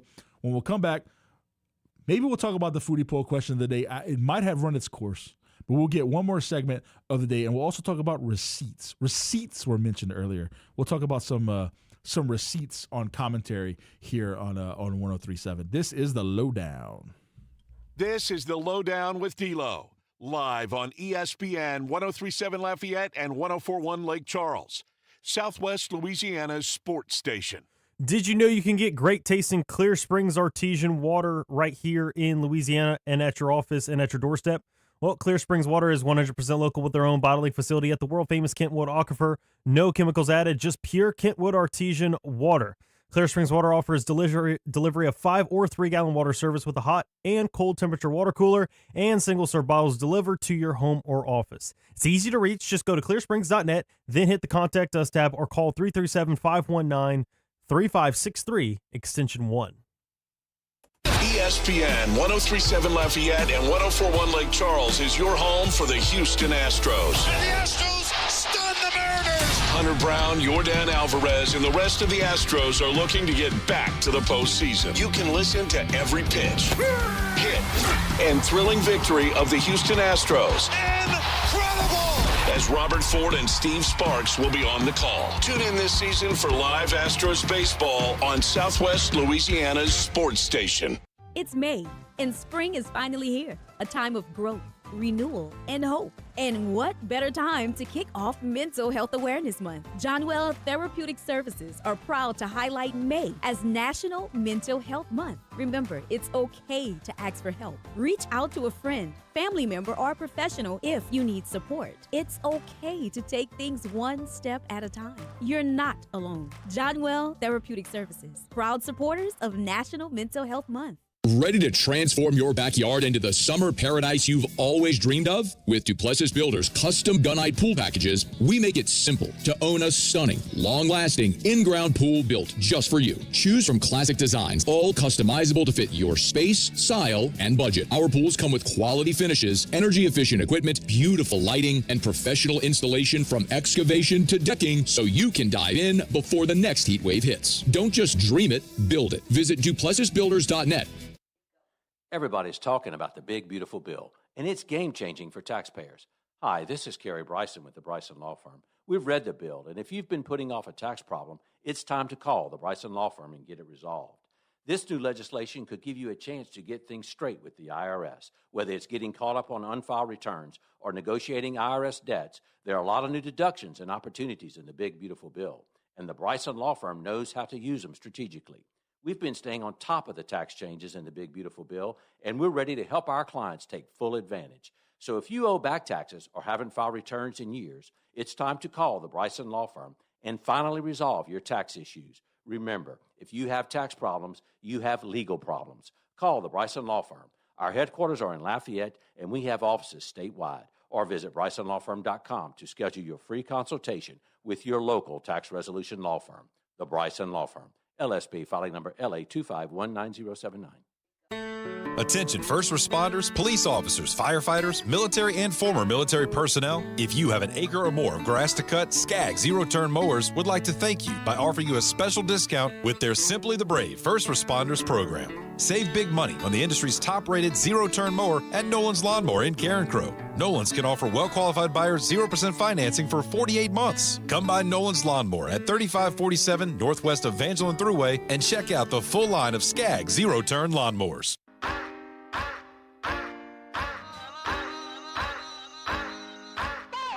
The biggest headlines in the world of sports are discussed here. ESPN 103.7 Lafayette and 104.1 Lake Charles, Southwest Louisiana's sports station.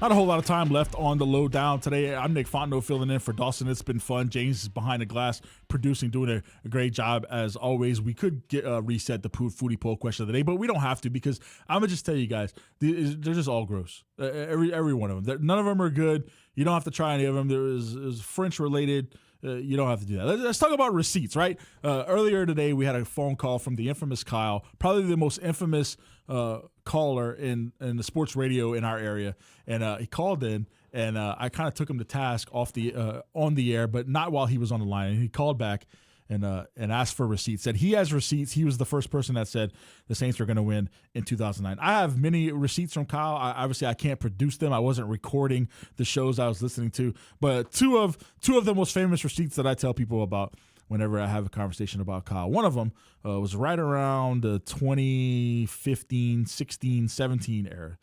It was about the time right whenever the Saints were good again, right? They had the 7 and 9 seasons, and then they got good again. And Kyle called in and he said, as soon as Drew Brees was not the quarterback of the Saints, he would never watch the Saints again. His watching of the Saints was tied to Drew Brees being the quarterback. The man called in and said it on the radio. Now, that was about 10 years ago that he said that, and he's been watching the Saints ever since. So that's the one big receipt that I have from Kyle. Many other ones that Kyle has said. One other receipt I'll just get to.